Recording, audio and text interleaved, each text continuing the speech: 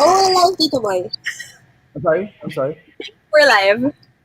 No, I wanted to order yung skin products nila Mark. Can you tell him? Oh, Ganda. right. Yes, Oo. Tito Boy. I got the moisturizer day and night. And you know the advantage is, hindi siya katulad ng mga ibang packages na ang dami-daming steps. Yan, you have a soap for the face and then you apply something for the day and then one for the night. Tapos, that's the whole story. Ayoko yung Exactly. mahirap. Maganda siya. Opo. Maganda siya. So, do we have the idols and then we have Jonathan and Jed. How nice. Yeah. And then, what's the palayaw of what's the nickname of Rafael John Pabustan? Tito Boy, we address him Rafael kanina sa briefing. Rafael. Yeah. Okay. Rafael. And then sila, the idols. That's how we pronounce it, no? Idols. Idols. Okay. What time is it? 9:03. We can start 9:05, Tito Boy. Yeah, we can start 9:05. I'm okay. Let's just wait for the viewers to pick up. Talaga, how many are there na? Talaga, how many?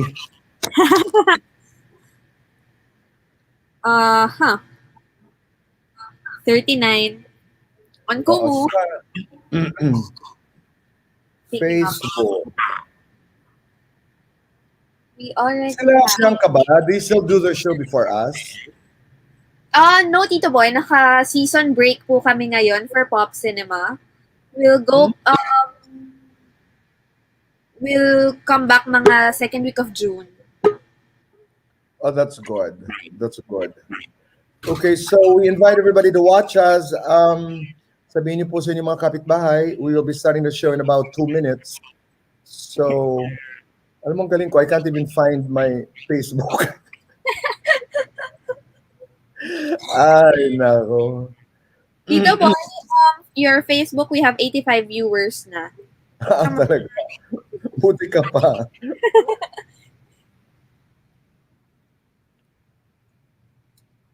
Okay. There. Boy, what's that, your background? What's that? Your background, it's interesting. No, this one is an avant-garde design. Damit ko to. Designed by Jaggy. I wore this when I judged Your Moment. Katawa, no? Wala lang, para may buhat ng konti, may kulay. Ang laki po niya. To cover No, yung... parang it's wag naman, I don't want to use the word, but parang it's a kaftan. Parang it's trench, whatever. I don't know what it is, but I wore this in Your Moment. We can start by... Once mag-pick up po tayo ng 100 viewers on Kumu, we can start na. We have 90. 10 more. Come on. We usually do that. We start with 100. Hi, everybody. I mean, everybody who is watching right now. Maraming salamat po. In a few minutes, we'll be starting the show. We usually do that even before. Tito Boy, kasi minsan, mabilis mag-pick up. Yeah, 100. Oo nga, insist, Yeah, let's start. Okay. Go, Tito Boy. The floor is No, I'll yours. take to the OBB. Right. Bye. Bye, Marie. I'm glad you're well.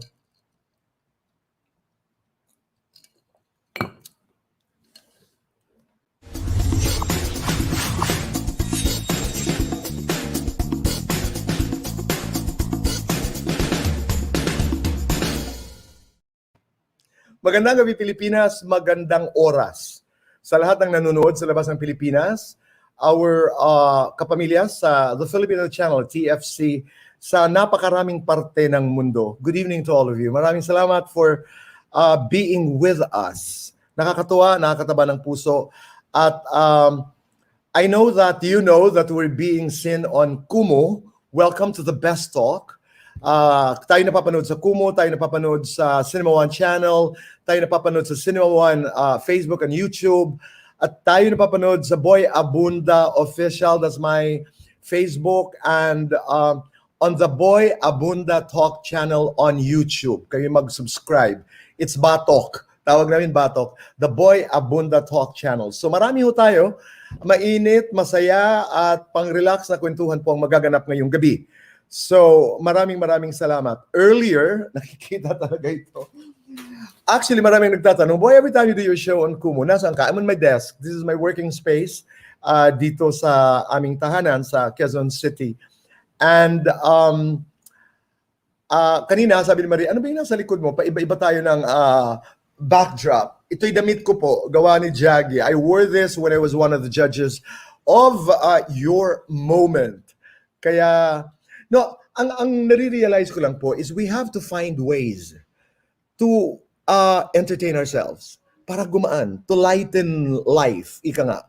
Kasi kahapon I was talking to a writer friend of mine na nagkaroon po ng COVID, but he's okay now, he tested negative kahapon. Sabi niya, I don't have permission kasi to name him, but he works for us sa ABS-CBN. Sabi niya parang, among many others, there was a line that really that really affected me. Sabi niya, parang may mga panahon na ang dilim-dilim. I was affected by that word, ang dilim-dilim. Kasi, minsan, ganun din ang aking pakiramdam na parang out of nowhere, I just suddenly feel so low. Wala namang dahilan.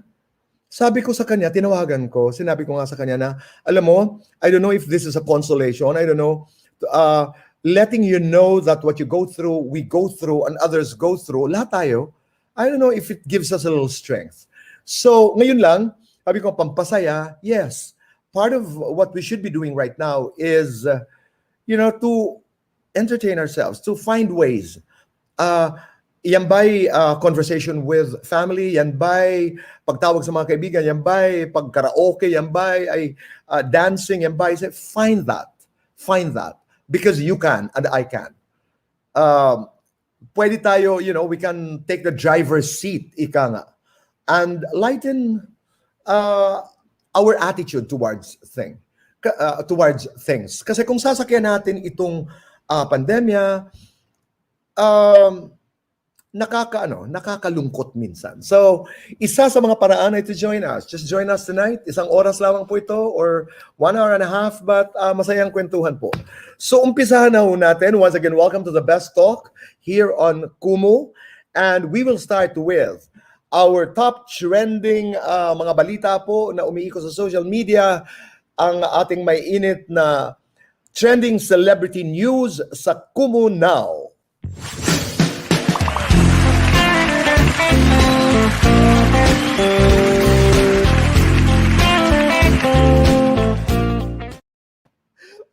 Ganda ng music, no? Kasayaw-sayaw. Gustong-gusto ko yan. Kumunaw, umpisahan ho natin sa ating unang balita. April 23, Angel Locsin celebrated her birthday by setting up a community pantry in Quezon City. Jel, you might have a chance to watch this show. Maligayang kaarawan. Happy birthday. I didn't get a chance to text you or to call you, but happy birthday. No excuses offered. Unfortunately po, sa pagtitipon na ito, ay may isang pumanaw, 67-year-old Rolando de la Cruz collapsed and was declared dead on arrival sa isang ospital. Si Angel Locsin po ay nag-apologize on the said incident and has taken responsibility for what happened. Nag-post po si Angel ng isang black screen on her IG account on the day of the incident. And I'd like to share with you, mga kababayan at mga kakumo, yung kanyang full post because it says everything. Sa tingin ko, tama lang po na sa akin ninyo na marinig na totoo po ang balita na may inatake at namatay habang nasa pila ng community pantry. Senior citizen po siya na pumila daw po ng 3 a.m. at may nakainitan sa pila. Bago po ang lahat, humihingi po ako ng tawad sa pamilya. Kanina po pinuntahan at nakapag-usap po kami ng personal ng mga anak niya sa ospital at habang buhay po ako hihingi ng patawad sa kanila. Si tatay po ay isang masipag na ama na nagtitinda po ng balut. Hindi ko man po siya nakilala pero sa pagkakakilala ko po sa mga anak niya ay mabuti po siyang ama at maayos niyang pinalaki ang mga anak niya. Sa ngayon po, tinatapos na lamang po namin na mabigyan ang mga nakapila. Ang iba po sa kanila ay Xerox na po ang order sheet. Pero nauunawaan po namin na lahat po ay hirap ngayon at tama lang po na mabigyan sila. Meron po kaming tinatayong fast lane para sa seniors na temp na may upuan upang mapansin po namin noong mapansin po namin na maraming senior citizens ang nakapila kaninang umaga. Pero hindi naman po ibig sabihin na ini-encourage po namin ang mga seniors na lumabas. At alam po namin na bawal po according sa IATF rules. Pagkatapos po nito, referring to the community pantry, i-donate na lang po namin ang mga natitirang goods sa ibang community pantries at barangay. Ang nangyari po ay akin pong pagkakamali. Sana po ay wag madamay ang iba pang community pantries. Sa ngayon po, I will prioritize helping the family and I will make it my responsibility to help them get through this. I'm very, very sorry. Meron pang karugtong ko actually that was describing na medyo may kaguluhan ho ng konti doon sa community pantry. On the same day, ABS-CBN News reached out to the family of Tatay Rolando de la Cruz. The late vendor's family earlier said they are not blaming anyone for the demise of the family's breadwinner. Masakit, pero wala naman may gusto na may ganito. Hindi naman kami naninisi sa ibang tao kasi hindi naman nila ito ginusto. Ito po ang sabi ni Jennifer Fosana, ang anak na babae ni Tatay Rolando. Ako'y nakikiramay po, taos-puso sa pamilya ni Tatay Rolando. And doon po sa mga community pantries, I made my comment last week. Parati ko lang sinasabi po na matagal ko nang kakilala si Angel Locsin. I will always remember the first interview she did nung siya'y lumipat sa ABS-CBN. I will not forget that. Ang puso ni Angel Locsin ay nasa tamang lugar. Ito'y galing sa aking puso. She's one of the most compassionate. Ito'y genuine na compassion. She's one of the most compassionate and she's one of the most genuine. She's one of the kindest people I've ever met in this world. Yun lamang po. Samantala, from Angel Locsin, punta naman ho tayo kay Britney Spears. Ito'y pinag-uusapan hindi lamang dito sa Pilipinas. Ito'y pinag-uusapan sa buong mundo. At ito'y may kinalaman po sa conservatorship issue ni Britney. Ano ba yung sinasabi nilang conservatorship? Okay. Under the US law, ang conservatorship is the appointment of a guardian or a protector by a judge to manage the financial affairs or the personal affairs of another person due to old age or physical or mental limitations. Sa Amerika po, mga kakumo, ay ito'y madalas mangyari nga naman talaga sa mga elderly na wala nang kakayahan magdesisyon ng mga bagay-bagay kung ano ang makakaganda sa kanila o merong wala nang kakayanan, they don't have the capacity anymore to make financial decisions, for example. So you're talking about the state of the person. Kadalasan ito'y nangyayari sa elderly. Pero itong kay Britney Spears ay nag-umpisa pa ito 2008 pa po. Hanggang ngayon ay patuloy pa rin po na pinag-uusapan itong conservatorship. Conservator ni Britney ang kanyang ama, Jamie Spears, samantala ang tawag po kay Britney ay conservatee. Okay, according to Harper's Bazaar, si Britney po was put under conservatorship following her very public breakdown in 2008. Ito po yung panahon na sabi nila napaka-erratic ng behavior, ito yung nagpakalbo siya, ito yung, naalala ko ito yung lumabas siya sa auto at may daladalang payong na green na gusto niyang paluin yung isang paparazzi. Pero alam niyo po, when I saw that video, to be very fair, it was provoked. It was really provoked. I am not into the debate of the rights of the paparazzi or the movie stars, pero yung lamang nakita kong video, maski sino ho talaga, sabi ko, light pa nga yung reaction ni Britney, yung sobra talaga ang provocation. Anyway, the singer was put in a psychiatric hospital for mental health evaluation. So mula 2008, yung kanyang ama na si Jamie ay ang kanyang naging conservator. Sa pagkakaalam ko po, may isa pang abogado na inappoint na conservator Attorney Streisand, yata ang pangalan. Naalala ko po ito dahil there was a time when Attorney Streisand went to court parang requesting, let's say the word, hindi demanding, requesting for an increase nung kanilang fee. Ang nakakatawa dito, sabi ng aking kaibigan, pag ikaw si Britney Spears, may bayad kasi binabayaran mo yung conservator mo, at pag may kaso ka laban sa kanila, pati yung abogado nila, ikaw ang nagbabayad. It's something that confuses me. But patuloy ang ating pagre-research dito para mas maintindihan natin. Okay, so 2008, conservator ni Britney Spears, ang kanyang ama, ibig sabihin, ang nangangalaga sa kanyang estate, kay Britney Spears, ay ang kanyang ama na si Jamie. Alalahanin po natin, there's something here that's very important, ay pag ikay conservative, katulad ni Britney Spears, hindi ho kayo pwede magmaneho ng auto. You cannot drive a car. You cannot vote. You cannot get married. You cannot have children. You cannot spend your own money. May nagsabi nga, if you need $5, you have to call your dad, your conservator, and ask permission. And Britney was or is estimated, I don't know her worth now, but at a certain point she was estimated to be worth $100 million. Remember, this is one of the hottest singers of the world. Okay, and you cannot speak publicly about the conservatorship. Hindi ka pwedeng magsalita. All right. So, but in 2019, the photo of Jamie the father, nag-resign. Nag-quit siya bilang conservator dahil naging sickly po ito, ang ama ni Britney. Ang manager ni Britney, si Jody Montgomery, nag-assume the role of conservator after her father resigned from the position. Pero ang nangyari po nito, bumalik na naman ang tatay niya as conservator. Kung hindi ako nagkakamali, you have to correct me if I'm wrong. And then, parang bit-bit din yata ng tatay si Attorney Streisand. So I don't know the status right now. Ngayon, what is the latest? Sa pagkakaalam ko, si Britney ngayon ay gustong kausapin ang court diretso. That's why there's a court appearance scheduled June 23. And for the first time, she will address this issue.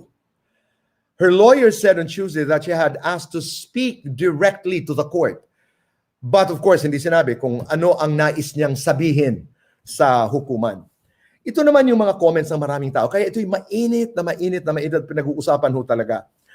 I was watching so many videos. One said, how we treated, I don't know kung sino ang reference, kung paparazzi or mga tao, how we treated Britney Spears was disgusting. Sabi ng babae. Dahil maraming mga taong naniniwala that she was made to look like she's crazy or she is insane. Para magkaroon ng konservator. Of course, this is the other side of the story. Parang tinan nyo, meron pa nung eksena na nagmamaneho siya, tapos ang kanyang anak dito, nasa harapan niya, na meron ba namang nanay na ilalagay ang kanyang anak sa ganung peligro, etc. Na sinabi naman ni Britney Spears, when I was young, my father used to do this. So ito yung mga nagkapatong-patong, ang dami. Tapos napanood ko pa yung produced by the New York Times, Framing Britney Spears.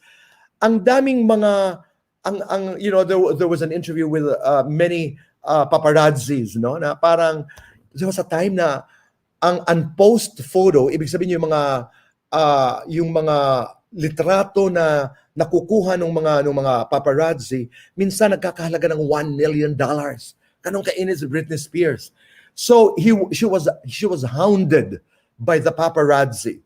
Dito pumasok nga yung itong documentary na para sa akin ay marami akong naintindihan because of this documentary. At dito ko nalaman yung Free Britney movement. Maraming mga tagahanga si Britney Spears na ngayon ang isinisigaw ay palayain si Britney Spears. What is my personal opinion? I go for that. Totoo yan. Wala na tayong oras, napakahaba. Fame is a difficult concept. There's a book that says, fame is toxic. Ang kailangan ni Britney ay, mga kaibigan, kailangan ni Britney ay pagkatiwalaan. Wala akong nakikita, including yung kanyang pagpapakalbo, wala akong nakikita na dahilan para sabihin that she's not capable of taking care of herself and her children.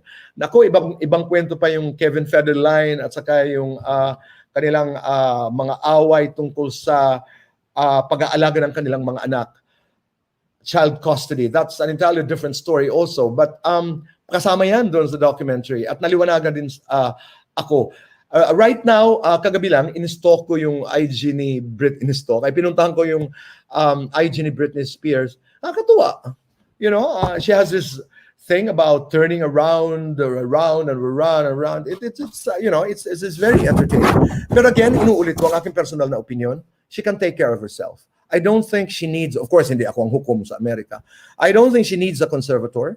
I think Britney Spears can very, very well take good care of herself and her children. Yun ang akin. Next, happy 25th wedding anniversary. Kishawi at kay Senator Francis Pangilinan. Congratulations. Bilis ang panahon ho. 25 years. That's the happy family. Nakakatuwa, naalala ko, kung hindi ho ako nagkakamali, ang ating kaibigang manager din po, si RC Baltazar, ang nagpakilala kay Kiko, kay Francis, kay Shawi. I saw that video of the conversation between Casey and Shawi. Ako'y naantig, ako'y naiyak. You know, it's a very touching conversation. So, once again, I wish you the best, Francis and Sharon. Thank you for who you are. You're very kind people. And thank you for being wonderful people. At si Shawi, you know that in your heart. I miss you. Okay, next. Bella Padilla is back in the Philippines after her stay in Turkey. Isang beses po, I was trying to call Bella. I was calling. Sabi ko, nasan kaya si Bella? Parang ang tunog nasa abroad, but I would stop, etc. And then finally, of course, I got to talk to her and I did an interview with Bella for my podcast sa Podcast Network Asia, sa Spotify. Who Are You When No One Is Watching? At nagkakumustuhan kami ni Bella. Bella is well, pero totoo po yung balita na she finished the film, writer, director, she's the actor, and she's also the producer. Pag handa na si Bella pag-usapan ito, we will invite her to the best talk para malaman ho natin ang mga detalye. But I'm confirming, yes, she has this movie that she writes, produces, she acts in, and she directs. Really excited for Bella Padilla. Samantala, Dimples Romana opens a new restaurant in Singapore. Wow! Congratulations. Alam mo, na-mention niya yata ito sa huli namin pag-uusap, but wala akong masyadong detalye dito sa restaurant in Singapore. But we talked about the school that she's putting up. And it's going to be called Dimples Romana School for Acting and Personality Development. Congratulations, Dimples. That's the name. Alegria. So that's a restaurant in Singapore. Congratulations. One of the most beautiful people in the world. Her name is Dimples Romana. Very smart. Brilliant actor. And now she wants to share what she knows as an actor. And that is the reason why she's putting up this school. The Dimples Romana School for Acting and Personality Development. Ayun. Yun po ang ating mga maiinit na mga trending balita na kalap sa social media, sa labas at loob ng social media. Kaya yun po ay galing po mismo sa amin dito sa The Best Talk, lalo na para sa ating mga kababayan sa The Filipino Channel na parating nagtatanong, totoo ba ito?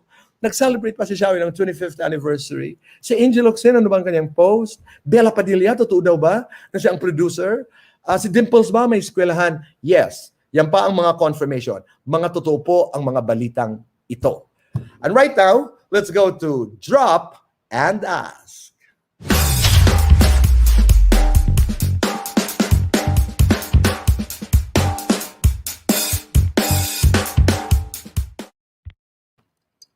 Wow. Thank you.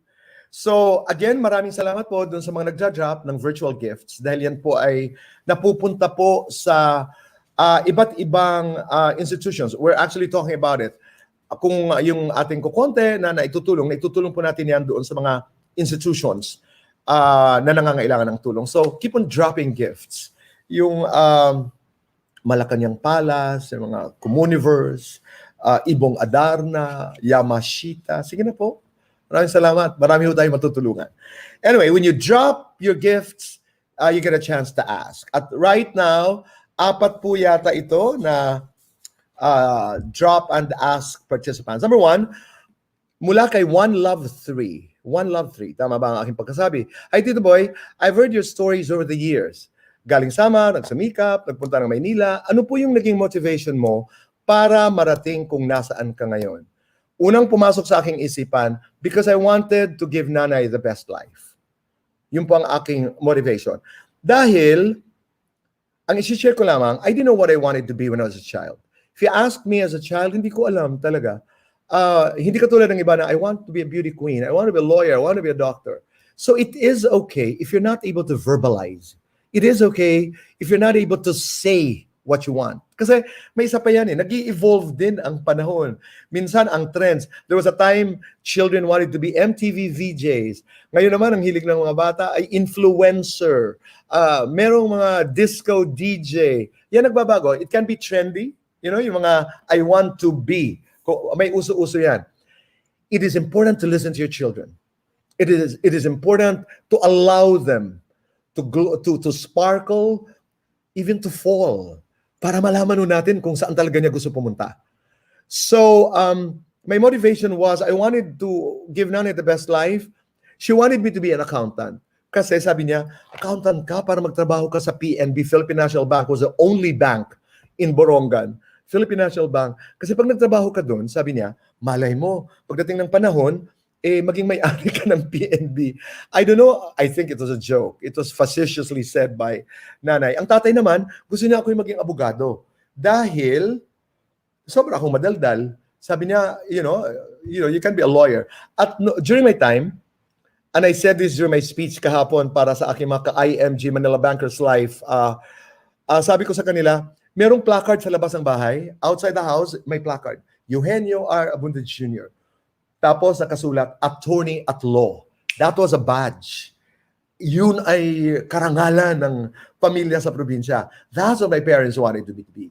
Pero ngayon na naiiba na ang ihip ng hangin, ika nga, it is important for parents to listen. It is important for parents to ask their children, what is it that you want? What makes you happy? And watch them. Listen to them. Kaya sabi ko, allow them to shine and allow them to fall and commit mistakes. Kasi only in this kind of experience, malalaman natin. Our next question is from I Am Pinky Pop. Tito Boy, I love pets. And I love our baby Shih Tzu. Do you think we should all be, did I pronounce it correctly? Do you think we should all be vegan to protect the animals? Alam niyo po, wala ho kaming pets dito sa bahay, but I love, mahilig po ako makihawak sa dogs dito sa mga kapitbahay. Sarap-sarap. I also like cats. I'm afraid of snakes. I also like cats. Yung mga cats, nagagandahan. That feline beauty to me is seductive. I also like dogs. Pero alam mo, I Am Pinky Pop, I'll tell you very honestly, I don't know how to answer this question. Do you think we should all be vegan to protect the animals? I know there's a raging debate about this, pero this is not within my field of expertise. Next week, Marie, remind natin, tulungan niyo ako sagutin ito. I promise to answer this, but I will not pretend to know the answer. Number 3, from Mavi17. Tito Boy, hello po. Ano po yung favorite memory niyo sa Samar noong bata pa kayo? Alam niyo po, ang pinaka-namimiss ko talaga nung aking kabataan, yung pag may sayawan, sa ibang lugar daw ang tawag ito ay baile. Sa amin sarayaw, yung may sayawan sa plaza. Tapos may mga mesa-mesa, tapos sa gitna nagsasayawan, cha-cha, tango, whatever. I love watching my kababayans dance. Yung kuratsa, gusto ko po yun. That's what I miss the most. Wala kasi dito nun eh. Meron ba? Wala. Oo. Ako gusto ko po yun. Our last question is from Huffle Chick. Hello, Tito Boy. Sobrang inspiring po ang mga sagot niyo dito sa Drop and Ask. Kaya po, ang question ko ay, paano niyo po kinakalma ang sarili niyo tuwing galit? I'm better now that I'm older. Dati, sumisigaw din ako. Dati, tatapon ako ng bagay, but hindi ako nagtatapon sa tao. Ayoko nananakit. Yung mailabas ko lang yung galit ko. Pero nakakatawa. Sinisigurado ko lang yung mga hindi babasagin, etc. Pero ngayon, ang natutunan ko ay I leave the place. At pag may nasasabi ako, ngayon mas deliberate, mas conscious na ako eh. Pag may mabigat akong nasabi, I immediately, hi Lendisi, watching from Italy. Pag may nasasabi ko immediately, I don't waste time. I go back to the person, I call the person, and I apologize. Pero naglalatag na ako, pasensya ka na, ito ang nangyari. Aya pagkalinawan. Tito Boy, saan po nag-originate ang bansag sa iyo na Tito Boy? Di ko rin alam. Basta lahat na lang, they started calling me Tito Boy. Matanda, bata, ang tawag sa akin Tito Boy. I love it. I really love it. And everybody, when a person addresses me as Tito Boy, di ko alam. Okay, so yun, kinakalma, ang natutunan ko rin is when you dissociate yourself from the space where you were angry, and when you leave that place and time for a while, buy time. Nakakapagpakalma yan. Buy time. And then, ang daming, kahapon lang, medyo may diskusyon kami ni Bong na hindi kami nagkaunawaan. We decided not to pursue our discussion na pasigaw na. He went to his room, he went to the room, I stayed here, and then, hindi namin pinilit. After an hour or so, he sent me a text message. I also apologized. Everything is well.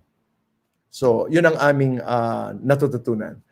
Maraming salamat doon sa mga nag-drop and ask. Thank you very much. Samantala, tuloy-tuloy ho tayo dito sa The Best Talk. Doon sa mga kapapasok pa lamang, welcome to The Best Talk dito po sa Kumu. At kami mapapanood po sa maraming platforms. The Boy Abunda Talk channel sa YouTube, The Boy Abunda Facebook fan page. That's Boy Abunda Official. Pwede din tayo mapanood sa Cinema One Original sa channel, Cinema One Facebook, Cinema One YouTube, and the Filipino channel, TFC. Kaya maraming po tayo. At habang nandyan tayo, nais ko po kayong imbitahan, catch Ben and Ben live on Kumu News event platform. It's a special digital concert in partnership with Mix. I'm a fan of Ben and Ben. May 22, that should be when? May 22 is when? Well, anyway, it's May 22 at 7 p.m. PH time, Philippine time. 499 for the main show and 999 for the main show, plus a chance to meet and greet Ben and Ben. I'm a fan talaga. I love their music and they're such nice people. Visit www.kumu.live and click the events tab to buy your tickets. Okay? And Mother's Day. Next week is Mother's Day. Oh, Mother's Day. Very emotional because I lost nanay in 2019. Tita Di Maranan. Tito Boy, kamukha ka po ng kapatid ko. Salamat.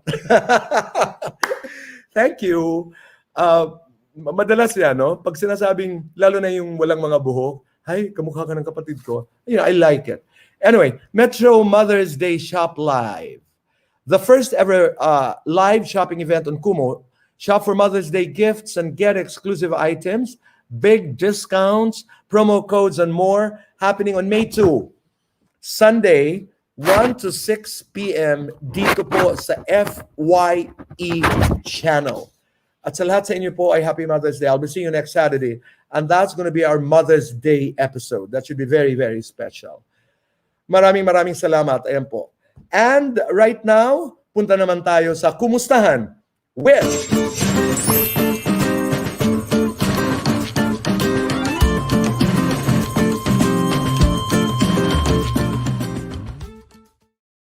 I like that question kanina na kailan ba nag-umpisa na tinatawag ko ng mga tao na Tito Boy. Ako nga eh. Tawag ko sa sarili ko Tito Boy. Kamustahan with Tito Boy.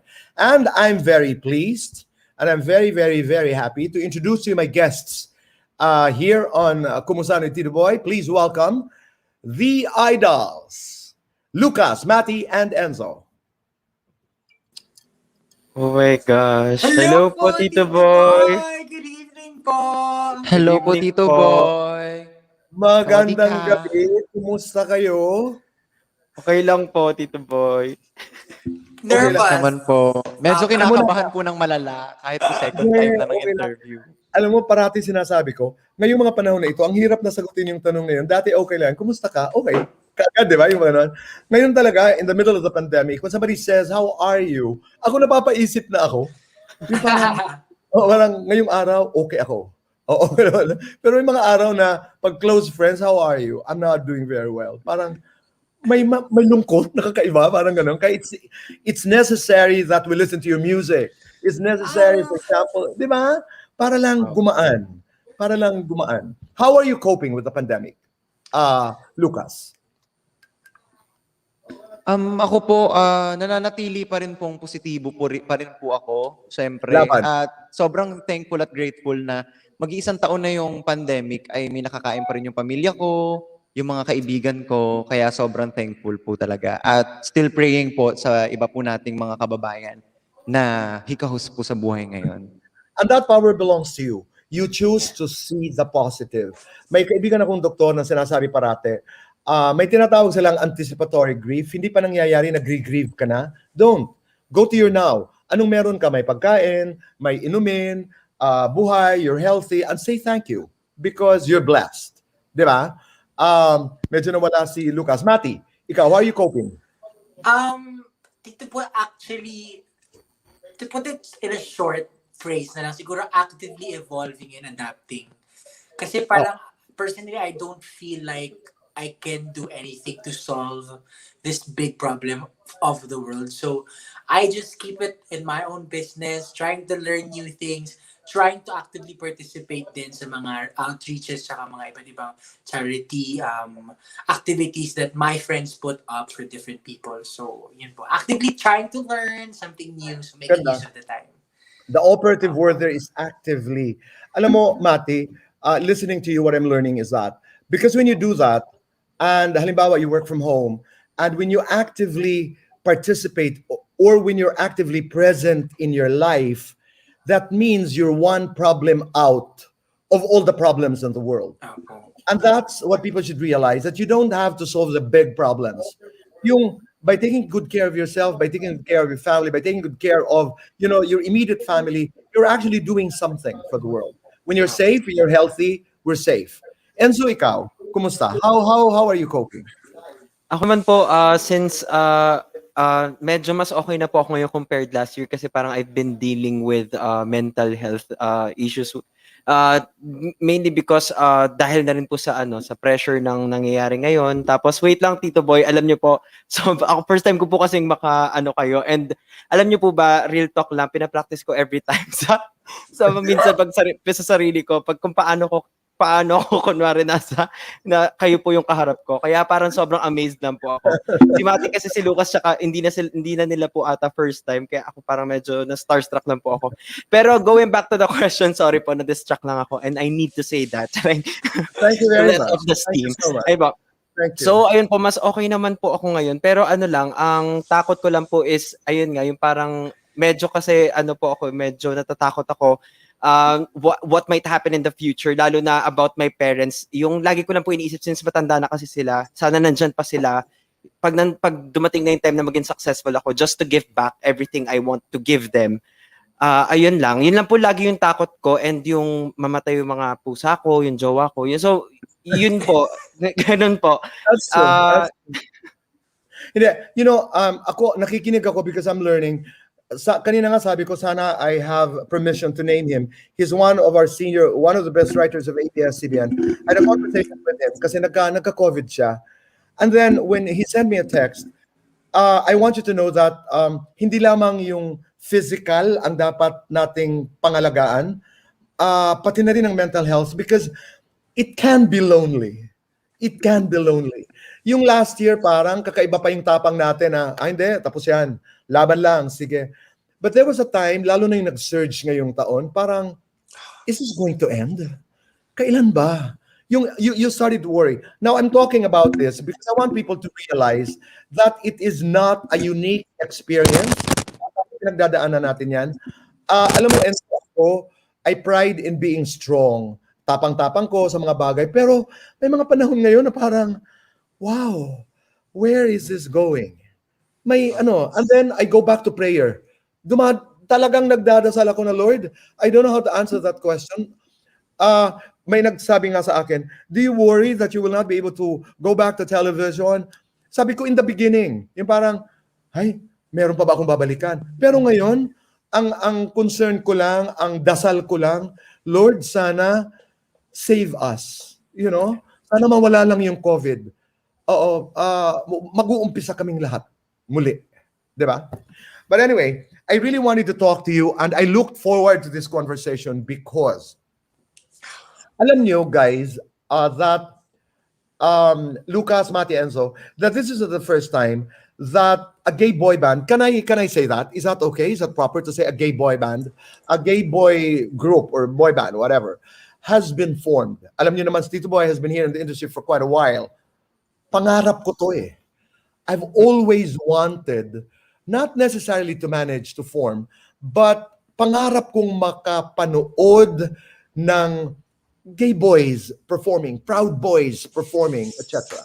My question is this, how, and this is not a fair question, to be very honest, because you don't say, how are you as a man, doing in the entertainment business? How are you as a woman in the entertainment business? My dream is one day is for us interviewers not to ask this question. But since this is something very new, how is it to be gay? And how is it to be trying to make your mark in the entertainment business today? Kumusta yun? I can start. Pwede pa ako mag-start. Go ahead. Go. Honestly, Tito Boy, parang every time we step into ABS or every time we step into a show, may have we done it before or first time namin dun sa show na yun, parang lagi pong surreal. Parang there's always this feeling in our hearts, and I think I can speak in behalf of my sisters here, na parang there's always something new for us to prove, for us to do, na parang I can't believe that right now, at 22 years old, I can say that I am a person that a kid could look up to one day grow up to be like me and to have the influence that people like me have. I mean, bago pa lang po kami, ngayon pa lang po kami nagsistart, but it's making waves and it's causing conversation among people na parang hindi na typical na straight girl group or a straight boy band. There's this new thing happening. So parang nakaka-excite po sa amin na parang we're making music as proud gay men. And parang every day is a chance to prove to people na worthy kami nung binigay sa amin na platform. How easy is that? How difficult is that, Enzo? Sa tingin ko po, it's really hard kasi po ako personally talaga, I almost gave up on showbiz talaga nung bata ko kasi nga I know na deep within me na hindi talaga ako straight, na I'm really gay. Pero yung moment po na tinake ko yung leap of faith ko when nag-join ako sa Tawag ng Tanghalan and then na-form to, parang sobrang thankful ko na it happened kasi na-prove nito sa akin na yung thinking ko is mali pala. I can be that someone who can inspire others. And I'm so thankful na these people, these kids, nagsasend sila na message talaga sa akin na telling me that I inspired them, we inspired them. And it means a lot to me kasi po growing up, I don't have that much people to look up to. Lalo na I'm so scared. I'm trying to be straight. I'm this, I'm that. I'm becoming what society tells me to be, who I am. Parang ganun lang po. So parang, wow, sobrang sarap. It's a fulfillment for me na ganito na yung nangyayari. And we have this kind of group na happening right now. It's really happening right now. Kaya ayun lang po, sobrang madali and mahirap at the same time kasi syempre, there's pressure. Anything naman has pressure on it. And yun lang, parang sobrang thankful ko lang din sa mga sisters ko kasi parang they helped me then to gain confidence, to be confident dito sa gantong eksena kasi hindi naman po talaga ako lumaking yun talagang, lagi po kasi akong in the closet lang, gano'n. Tapos dito lang talaga ako nag-all out na, yes. Kaya pag No, may but mga nagko-comment, pag may I love that nagko-comment, you do your post as your boyfriend. yes po, opo. Kaya po pag may Love nagko-comment it. dati na, ano ba yan, baklang-bakla na ngayon si Enzo. Huy, te, hindi nyo lang alam, baklang-bakla na ako dati pa. Ganon.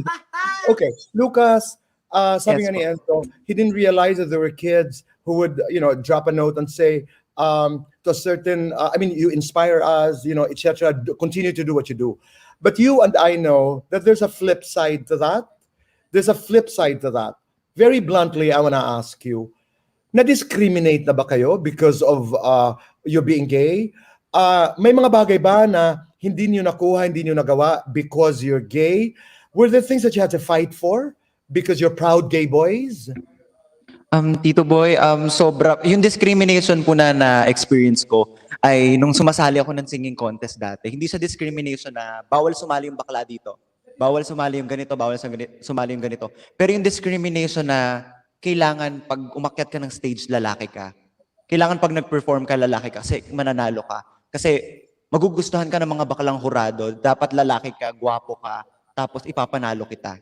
May mga ganong pagkakataon na kailangan magpakabrusko ka at gustuhin ka ng mga bakla o babae na hurado nakaupo. Na ilang taon kong ginawa yun, ilang taon ako nagtago para lang magustuhan ng ibang tao na na-realize ko na hindi dapat pala. Simula nung sumali ako ng Idol Philippines, lagi kong iniisip na internationally, there's a lot of gay singers like Callum Scott, Sam Smith. Sabi ko, bakit dito sa Pilipinas hindi natin gawin? Ba't di tayo mag-audition? Ba't hindi tayo kumanta? Gamitin natin ang boses natin, ang talent natin para magkaroon dito sa Pilipinas natin ng openly gay singers. At yun nga po yung Idol Philippines ang nagbukas po sa akin para sa amin ng opportunity na ito na kailangan namin maging fearlessly authentic para magustuhan ng ibang tao. Kasi may mga pagkakataon na iniisip ko noon na baka hindi ako mahalin ng tao since may botohan. Baka hindi ako gustuhin ng tao kasi bakla ako, ganyan. Pero hindi pala yung totoo. As long as you are passionate at ikaw ay fearlessly authentic, magugustuhan ka ng ibang tao at mamahalin ka nila. I Ayun po, love Tito that. Boy. Fearlessly authentic. Pero historically speaking kasi, bago si Sam Smith, bago si Callum, I love that Callum's voice, bago sila kasi, ang nangyari, halimbawa, when you talk about Wham, what's his name? Sa Wham, George Michael, what's his name? George Michael. George The Michael. Chameleon. Nalaman pagkatapos. And even, who was this queen, the vocalist, diba? Yung Freddie nalalaman Mercury. pagkatapos, I think the most open lamang in the history of music globally was Elton John, perhaps, no? Pero ilinalagay kasi kultura, kaya ang gustong-gusto ko yung ginagawa nyo, nilalagay kasi ng iba na ay kahinaan. Alam mo yan, you have to overcompensate because you are. Kaya sabi ko nga, even the question na, how are the gay boys doing in the entertainment business? Sabi ko, my dream is one day for an interviewer not to be able to ask that question because it doesn't make sense. It doesn't. I only wanted to trigger a conversation because I'm also gay. I want to deliver the message and it was not easy. I was told I was not going to make it kasi bakla ka. You're not going to make it, boy, kasi hindi ka maganda. You're not going to make it kasi Bisaya ka. Yung, alam mo, hindi pa nag-uumpisa yung laban, you're counted out. So ngayon, I wanted to do this conversation because you're brilliant singers. You happen to be proud gay boys. And so, what is the problem? Diba? But anyway, iwanan natin ito sandali. How do you take good care of your voice, of your voices? How do you take good care of your voices? Ako po, Tito Boy, sa akin lang po ito di ba yung iba usually parang hindi uminom ng malamig? Ito po yung honest na aking karanasan. Hindi po umiinom po talaga ako ng malamig. Hindi po sensitive yung lalamunan ko kasi iba-iba po yung sensitivity po ng yes po. Lucas, Regine, iced water. Hindi po. Ganyan magkaklase pa lang po kami, ganyan na siya. Sorry. Kanya-kanyang talaga ritual, no? May mga I was surprised. One time, and I've known Regine for a long, long time, iced water she drinks. So ikaw din, hiyang mo yung malamig. hiyang po, hindi, may iba-iba po kasi yung sensitivity ng lalamunan ng ibang tao. Yung sa akin po, hindi po talaga ako namamalat or nagkaka-sore throat pag umiinom ng malamig. Ang delikado po sa akin, malamig na matamis. Ayun, Ayun. mga frap, milk tea, and everything will compromise. Chareng. Lucas, do you have a ritual? Before you perform, ikaw ba yung tipong kailangan ay walang kumakausap, you go to your song, you vocalize. Martin Rivera used to jog before a performance, others would do breathing. Meron kang ritual na sinusunod? Tinuro po sa akin ng coach ko nung bata pa ako na kailangan daw talaga mag-warm up. So nag-warm up po ako pero siguro mga 3 to 5 minutes lang. Yung mukha, yung facial kineme kasi meron daw tayong mga cavities dito sa mga mukha natin. Pero hindi ko alam, akala ko cavities ay isang ngipin lang. Meron ko sa pes. Tapos ayun na nga po. Tapos yung lip roll, mga ganon. At saka yung nag-humming po kami dito. Kailangan pag nag-humming ka, ay merong vibration ditong nararamdaman dito sa ating ilong. So, pag wala nag-vibrate dyan, hindi tama. Yun po yung aking mga naaalala. Na hanggang ngayon ay dala-dala ko pa rin po. Alam mo, di ba ngayon, we have enough time to watch, a lot of these documentaries. And I'm slowly discovering, ako as an interviewer, pinapanood ko yung mga interviews with Betty Davis and Dick Cavett. Iba sila, ang gagaling. I mean, natuto ako. I was watching Britney Spears na documentary, etc. Iba-iba. Like Barbara Streisand pala doesn't prepare. I mean, she sings. Basta pag sinabi mong kanta, kanta. And then the great, kilala niyo pa yun, yung mga Frank Sinatra, di ba? Kasi I saw the documentary. Alam mo, Frank Sinatra, nagsusuob before a concert. May lagnat pala, Tito Bo. Oh, kasi diba, he drinks, I think he smokes, etc. But I was pleasantly surprised. Sabi ko, kanya-kanya pala talaga. Ikaw, Mati, ano ang mga ritual mo? Ano ang, how do you take care of that voice? Tito Boy, actually, sa voice po, in-incorporate ko na po kasi, turo po kasi sa akin sa theater and dun sa vocal workshops ko po nung ako'y 15. Parang i-incorporate ko daw yung vocal technique ko in singing in the way I speak. Kaya po medyo ganito medyo maliit yung speaking voice ko when yung normal voice ko po medyo ganito lang. And then siguro po, ang preparation ko na lang talaga mostly, pag kailangan ko I have to perform something really well. I have to listen to a Beyonce song. Specifically, yung Destiny's Child medley niya po sa Beyonce, The Experience album. So, para lang po yung spirit ko. Kasi, pag naririnig ko po yung boses niya, for some reason, feeling ko boses ko rin. Kaya po pag kumakanta ako, yun din yung Pero Mati, I understand that. Alam mo ba ako, when I used to do very long interviews, kasi aside from the showbiz interviews that I used to do, I did a political show, Private Conversations with Boy Abunda. I did The Bottom Line, which was fundamentally a political show. Alam mo ako, technique lang, no? As an interviewer dati, but I of course don't do it anymore. Years ago, I would watch interviews of Barbara Walters. I would watch Larry King's interviews. I would watch Hard Talk days before I do an important interview. Not necessarily because I wanted to go into the questions. Gusto ko yung rhythm. Alam mo, nakukuha mo yung rhythm ng pag-uusap. And then, pagdating ng araw, I get that rhythm. So that's why I understand. And so ikaw, paano? Ako naman po, ganun din lang po. Simpleng nagmamassage ng face. Tapos yung dila po, yung pinaka... ano yung massage ng face? Yung ganon? Yung ganyan po. Okay. Tapos po yung ganyan, ilalaki mo po talaga yung bibig. Tapos yung dila, ipa-flat. Okay. Hanggang sa mangalay po. Kasi yun yung nagtatanggal ng tension sa jaw for me. Po, yun. Tapos po, pagdating naman po dyan sa yung mga bawal, wala din po masyado sa akin. Pero bawal po ako uminom ng malamig pagkatapos kumanta. So siguro after an hour or ganun po. Kasi panigurado, kunwari po, may kanta pa ako after ng isang kanta. Panigurado, maggagaralgal na po yung boses ko sa susunod. Ayun. I got this naman from a singer. I forgot na kung sino. Sa dami ng pinapanood kong mga interviews. Sabi nung singer na ito, after you do your ritual, after you do your exercise, whatever you do, I mean, do it. Whatever makes you comfortable, do it. Tapos sabi niya, but it always ends with, pray to God and sing. Yes! Totoo din naman po talaga. Oo. Yung para bagang, Lord, this is yours. may mga panahon I was starting as a host, my prayer was simple. Lord, give me the words. Yung ibigay niyo po sa akin ang words, because like when I do my interviews, for example, I depend on what Yumati said. I will build on it. I mean, I will build on what Lucas says. Kaya nung, halimbawa, nag-usap kami ni Gerald Anderson, and this works for spiels, when you do your concerts.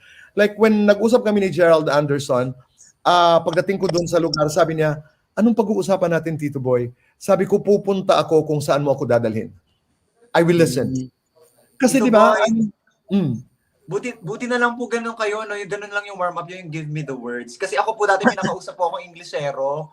Sabi ko pa, i-interview kineme. Sabi ko, Lord, give me the words. Sumagot si Lord. Sabi, mag-aral ka. Sabi ko sa akin. Limitado ng English ko. Tito Boy, sinabahan ako. Sumagot si Lord. Pero tama din yun. No great performance happens by accident. You work hard for it. I mean, hindi ka humaharap sa entablado na hindi, at saka ang paghahanda, hindi, an hour a day before your performance. I mean, tayo, lalo na kayo, it's a lifetime commitment. It's, Catherine Hepburn, I'm learning a lot now, was asked, what is acting? Sabi niya, I don't know how to act. I don't know how, this is the woman who won 4 Academy Awards. Tapos sabi niya, well, if you want to define what it is, it's total concentration, it's commitment, and going for the truth. When you sing, it's going for the, lalo na kayo, because you do a different story every time a new song is sung. Ganda, di ba? Oo, yung nakikinig, may estilo, and how do I adapt that? How do I tap into my emotions, etc. Ngayong pandemya, how are you guys able to rehearse? Yun po yung problema, Tito Boy, sa aming tatlo. Talagang magpa-practice lang po talaga kami kapag magkikita-kita na sa studio po. Parang division ng kanta, i-chat na lang po sa group chat, at saka yung kung paano kantahin, kung paano namin bibigyan ng bagong flavor through voice message, ganyan. Tapos magkikita-kita na lang po kami sa studio, tsaka po namin kakantahin ng isang pasada o 2 pasada hanggang 3 pasada, ganyan. Right. Then polish na lang po. Right. How did you happen? I mean, how did the idols happen? Naghanapan kayo? Were you formed by a manager? How did you happen?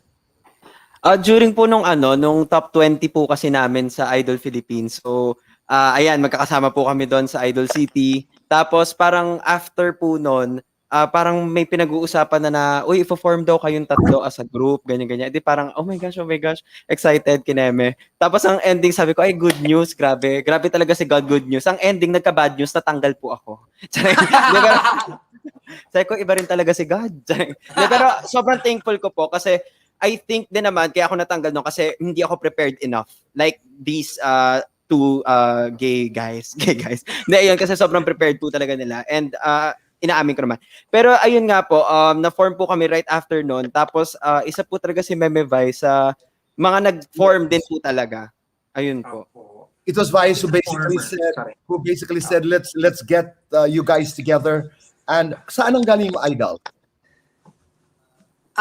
Actually po, the etymology of idol. What is the etymological? Parang from the competition po kasi, di ba? Idol Philippines. So parang there was a small pun na since we're gay, dolls, tapos parang naisip po ni Lucas, and actually narinig ko rin po siya from other people who worked in the online segment of the show, na parang meron silang group na idols, mga doll girls, dollies. So parang idols. Ganun po. Okay, and it's a nice name. It's really idols, right? It's iba. And it's iba. Okay. So it's difficult to practice these days because of the pandemic. How, in terms of repertoire, meron ba sa inyo leader? I mean, is there someone who's in charge of the repertoire? Is there someone in charge of the styling, the packaging, and all the other requirements of a group? In terms of repertoire po, si Mati talaga ang nung before pa, bago pa po talaga mag Your Face, kasi last year pa naman po kami nag-decide ko anong i-group song namin for your face, ganyan. Ayun po, si Mati po talaga yung nag-research sa amin bilang siya din yung masipag pagdating sa part na yan. Charing. So, ayun po. Pagdating naman sa styling, packaging, parang wala naman, no? Parang sari-sarili po kami. Actually, parang yun din po siguro yung pinaka-thankful kami with management na meron pong group na idols pero hindi po nila dinidisregard yung individuality namin tatlo. Kasi sobrang different po namin sa music namin, sa repertoire, sa styling. So parang binibigyan po kami ng freedom to express. And then it comes together kasi it's so expressive as different types of gay people. Parang we're not just a box type of gay. Opo. That's really exciting because you can sing together. The three of you can come as one, as a group together, without having to lose your individuality. Kasi napakahalaga nun. Di ba? Hindi yung you blend. Maganda yung when you come together. I got excited when you said, pag nagtagpo-tagpo vocally. Pero today ba, do you still have a vocal coach? Do you still have a musical director? Sa Your Face po, meron po kaming vocal coach talaga for yung mga icons na gagayahin po namin. Pero yung batch nila nila Antenor? Hindi TNT po si TNT si Antenor. Hindi, mamaya guest natin si Jonathan Manalo, of course, one of the best arrangers, musical directors in this country. No, sana nga matuloy. We were working with Antenor. We have a very special project. And ano lang yun, we need to support each other. You know, I'm not talking about, kasi, you know, when I was watching, for example, the interview of yung mga dati pa, yung mga Jane Fonda, mga Lily Tomlin, iba yung bonding nila na pag hindi pwede ang isa, no, I have a friend who can do it. That's the spirit that we should have. Na parang, if I can't do, not because, I don't know, some people disagree with me here. Ako hindi, if I can't make it, there's another gay person who can actually do the hosting. Help each other. Help each other. Lift each other up. Importante talaga yun. No, we were looking for someone who could do a song na kinumpose ni Jonathan Manalo, and then it's a very intimate, it's a very personal project, and I didn't even know Antenor, I didn't even know Anton, but he was recommended, and I just thought about it now na alam nyo, lalo na kayo sa henerasyon ninyo, support each other, support each other, support each other. It's very, very important. I'm looking forward to the time after the pandemic when you guys can do your tours, when you guys can do your shows, etc. Diba? And it's going to happen. It's really going to happen. Now, I want to talk about love. Nasaan ang pag-ibig niyong mga karera at buhay? Tito Boy, alam niyo po ba si Mati, pag nasa Kumu kami, yung live stream namin, pag jowa ang usapan love, nag-off cam siya. At ang tanong, Mati, ngayon, bakit? Actually, kasi po silang dalawa, they are both happily with their partners right now.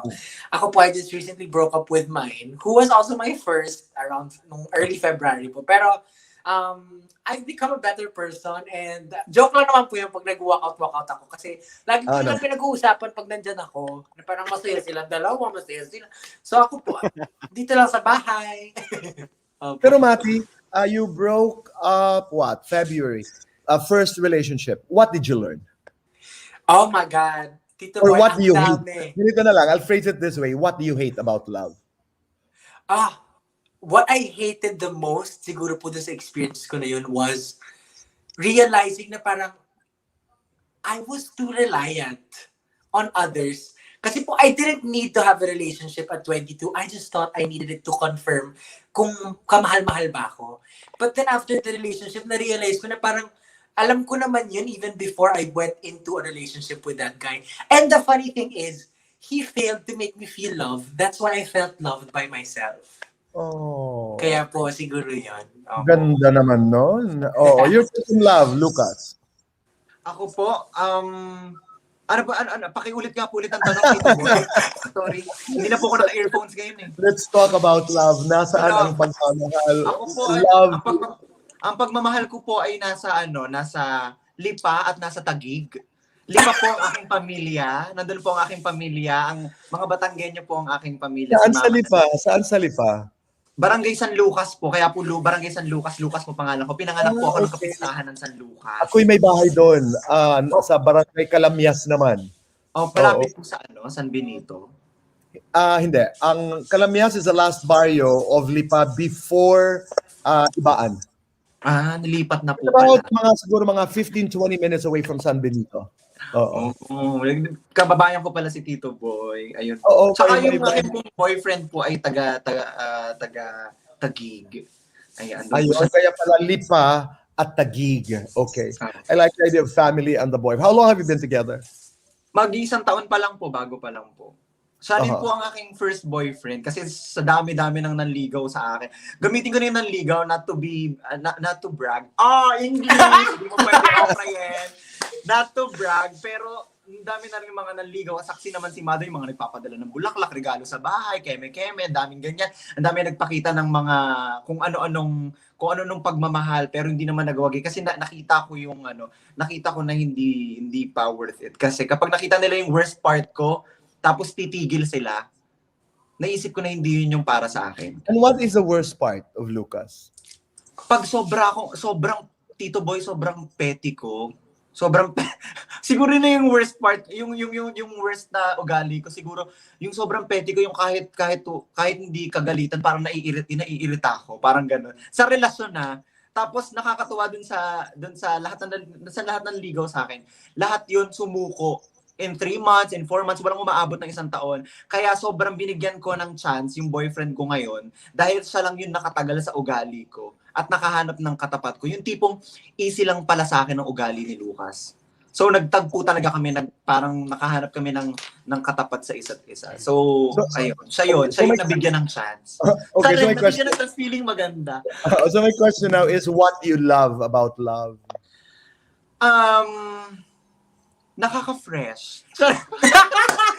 Tito Boy, nakaka-fresh siya, nakakaganda ng pananaw sa buhay. Kasi pag in love ka sa mga taong nakapaligid sa iyo, sa pamilya mo, lalo sa boyfriend mo, kapag in love ka at nare-reciprocate yung pagmamahal na binibigay mo ng todong-todo, minsan nga kung unconditional love pa. Kapag unconditional love, kahit wala ka nabibigay, pero nagbibigay sila ng sobrang pagmamahal sa iyo. Iba yung glow na lumalabas sa iyo, iba yung happiness, maganda yung pananaw mo sa buhay, positibo ka palagi na kahit anong dumating na negativities or kahit anong pangbabash na makuha mo sa social media ay talaga namang deadma ka kasi ang daming nagmamahal sa iyo at daming nakapaligid na positibong tao sa iyo. Basta nakaka-fresh, yan ang importante. Nakaka-fresh. Enzo, nakaka-fresh pa ang pagmamahal? Opo, I think. Kasi ako po talaga, bago ko nahanap tong 4 years na po kasi kami. So bago, opo, 4 years na ding live-in, yes, binahay agad. So before po kasi talaga ako magkaroon ng love talaga na talagang I felt contented. And naramdaman ko talaga na talagang mahal ko siya. Kasi po, Tito Boy, the problem with me is, I'm hindi naman din pagyayabang. I know that people can love me pero I don't know if I can love them. Yung ganun po. So, ayun yung nagiging problem ko talaga before kasi ako po yung minsan nagsasawa, ako yung minsan nag-cheat. So, may mga ganung moments po in my past. Tapos parang, I'm so thankful lang, kilig na kilig siya, nanonood siya doon. Ayun po, sobrang thankful ko lang po kay God kasi I think din kung hindi dahil sa kanya, siya po kasi yung nag pull that ng trigger para maging matino ako kasi hindi po ako matino talaga before all of this. Talagang hindi ako makakagraduate kung hindi dahil sa kanya. Hindi ako wala siguro ako dito kung hindi dahil sa kanya kasi he made me realize how important my family is. He made me realize the smallest things that I have na hindi ko tinitignan dati kasi I was very nakafocus sa buhay ng iba and I want their life more than my life. Tapos parang ngayon ko lang na-realize na, oh my gosh, ang swerte ko pala because ganito, ang swerte ko. Alam niyo po yung ganong moment na isa siya sa nagpa-realize sa akin. Kaya din naging close kami ng family namin, family ko. Palalayas po kasi ako ng bata ako, kung ano-ano po. Basta, so ayun po. Kaya sobrang thankful ko and thankful ko din kay God kasi finally tumino din ako and I became who I wanted to be. Kaya nga I always tell myself and the people, my friends, na my 17-year-old self will be so proud of me kasi ayun yung wini-wish ko when I was 17 years old. ang sarap pakinggan. Ako naman ang sasabihin ko lang, Mati, it will happen. Di ba? It will happen. Yes. I like it when you said na I got into a relationship because I thought it was my way of conforming. Sa mga nanonood po ngayon, you don't have to be, gay or straight or, don't do anything just to conform. To conform. To people in relationships, kasi ako, kung 4 years kayo, Bong and I have been together for 37 years. Wow. It is a decision. It is not a perfect relationship. It is a decision. It's a deliberate decision to say we're going to live with each other for the rest of our lives. Maraming problema yan along the way, but for as long as your love is bigger than your problems, you'll stay for as long. I mean, you'll stay forever. It's a commitment that is deliberate. Hindi yung, alam niya na yun. Hindi. You have to discover your language. You have, not even the love language, even your bad language. Discover whatever you can discover. And then stop at a certain point when you don't have enough strength to actually understand. May ganun eh. Hindi yung pinipilit. Kaya tama, thank you for raising that point na sometimes you get into a relationship simply because there is pressure. Hindi. Wala yun. Anyway, since we talked about love, I want you guys to sing. Please. Yes. Opo, oh my gosh. Sige po. Ako Sige na nga. mag-start. Gusto mo? Go, Mati. Sige, ako po, Tito Boy, this is a song that has been in my head for a couple of weeks now. It's from Adele, pero it's a new rendition of the song. This is called Make You Feel My Love. When the rain is blowing in your face and the whole world is on your case, I could offer you a warm embrace to make you feel my love. I know you haven't made your mind up yet, but I would never do you wrong. I've known it from the moment that we met. There's no doubt in my mind it's where you belong. I could make you happy, make your dreams come true. No, there's nothing that I wouldn't do. Go to the ends of the earth for you to make you feel my love. To make you feel my love. There we go. Wow. Thank you. Thank you for the song. Who's there? Po. Ako na po magsunod. Ito naman, Tito Boy, since nagkaroon kasi ako, I listen din naman, Tito Boy, dahil favorite niya si Callum Scott and he's one of my favorite singers din. Etong song na to, tatandaan ko, unang pakinig ko dito, kasama ko tatay ko, nag-umiyak ako kasi it touched me, like literally. What song is it? Takot nga po ako eh. Charing. Hindi, alam mo, No Matter What po, by Callum Scott. So, ayan po. Let's go.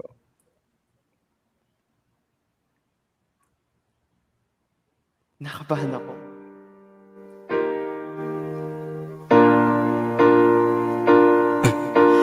When I was a young boy, I was scared of growing up.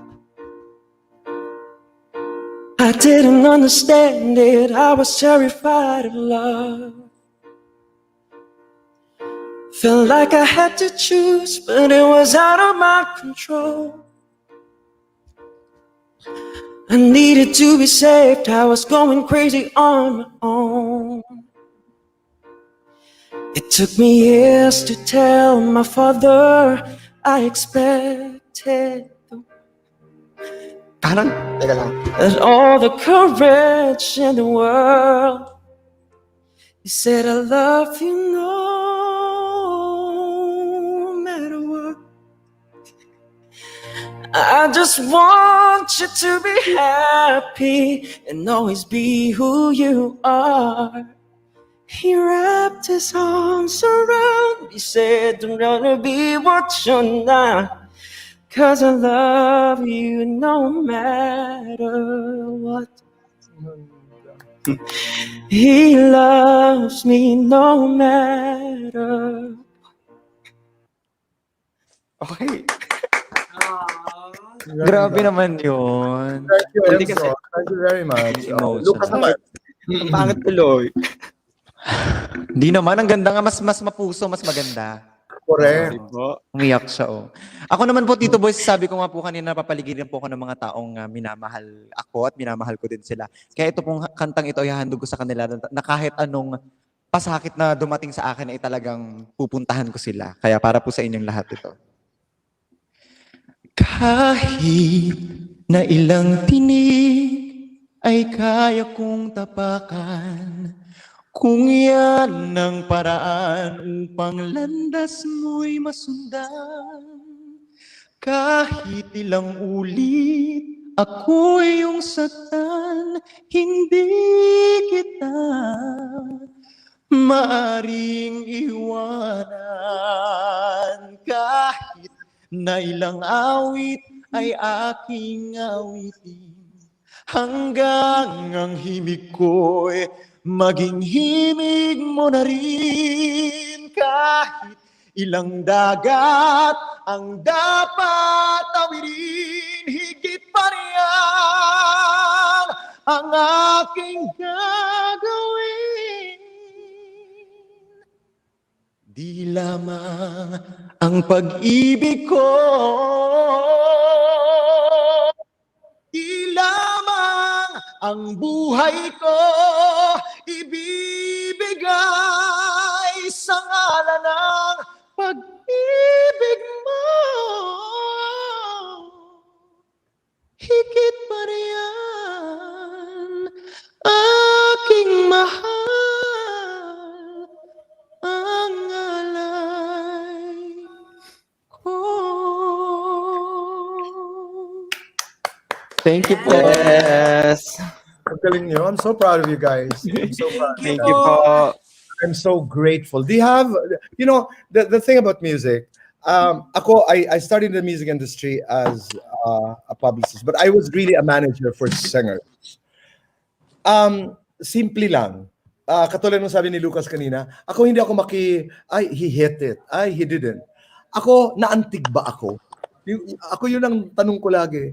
Naiyak ba ako? Natawa ba ako? Na galit ba ako? Etc.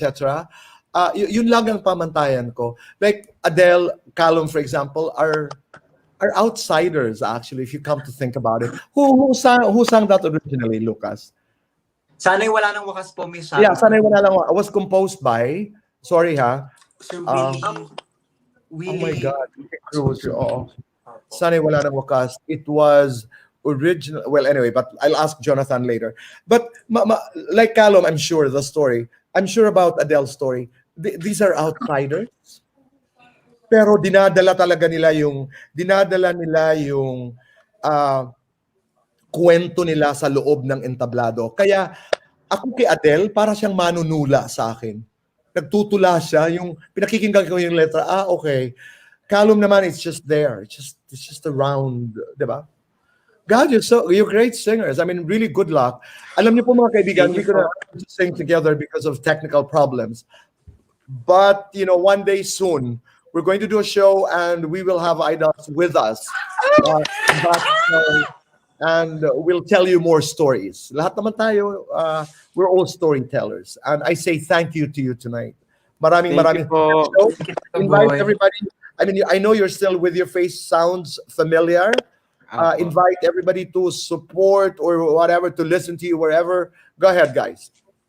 Okay po, simulan ko na. Ang tawag dito, every Thursdays and Sundays po, live po kami sa Kumu, 9 p.m. yan, sa IdolsPH_ channel. And please, don't forget din po na panoorin po ang vlogs po namin. Every Fridays naman po yan, 7 p.m. And yung personal vlogs ko po, ayan, Monday, 8 p.m. Pero Tito Boy, ang answer ko po dyan, chocolate. Sarang, hindi ba tinatanong? Okay. Bakit ka? May dadagdag ka? Chocolate ka rin ba? O ano? Sex. Actually, panood din po kayo sana every Sunday. Asat natin to. Every weekdays din po, huwag kang mangamba. Kasama rin po ako dyan with the Gold Squad and sila Sylvia Sanchez po. And syempre po, stream our songs. Tinatapos ko na extension and sayaw ng mga tala po on Spotify and all digital streaming platforms. Yes po. Tito Thank Boy, you. Lucas? kunin ko lang din po yung opportunity po na ito na yun nga pong YouTube channel po namin. Every Friday po mapapanood niyo po yung vlog namin. At yung sinabi po ni Mati na solo songs po namin, tinatapos ko na sa akin po. At kay Enzo na po ay extension, kay Mati naman po ay sayaw ng mga tala. At please stream nyo rin po yung kanta ko na Because You Believed at Pinaasa. Ayan, available po sa lahat Yes. ng digital music platforms. At abangan nyo po ang dadating naming bagong kanta ng Idols, Gay Empowerment. Abangan nyo yan. Ay, lalabas po Yes. siya ng magiging theme song po siya ng isang series at yung isa naman po ilalabas po ng Star Music ay tungkol din po sa sangkabaklaan. Ayan. Yeah! Maraming salamat. At Thank you maya-maya po. lang mga kaibigan, talking about Star Music, makakasama ho natin si Jed Madela at si Jonathan Manalo. Guys, Mati, Enzo, Lucas, mabuhay kayong tatlo. Mabuhay ang Salamat Idol. po. God bless you. Thank you from the bottom of my heart. Maraming Thank you, salamat. Thank you po. Thank you, Thank you po. Thank you po. Thank you Bye-bye. po. Wow. Maraming salamat. I'm proud of them. I'm proud of them. Lord, make them one of the biggest acts in this country. Samantala mga kaibigan, tayo ngayon ay pupunta naman sa My Keika.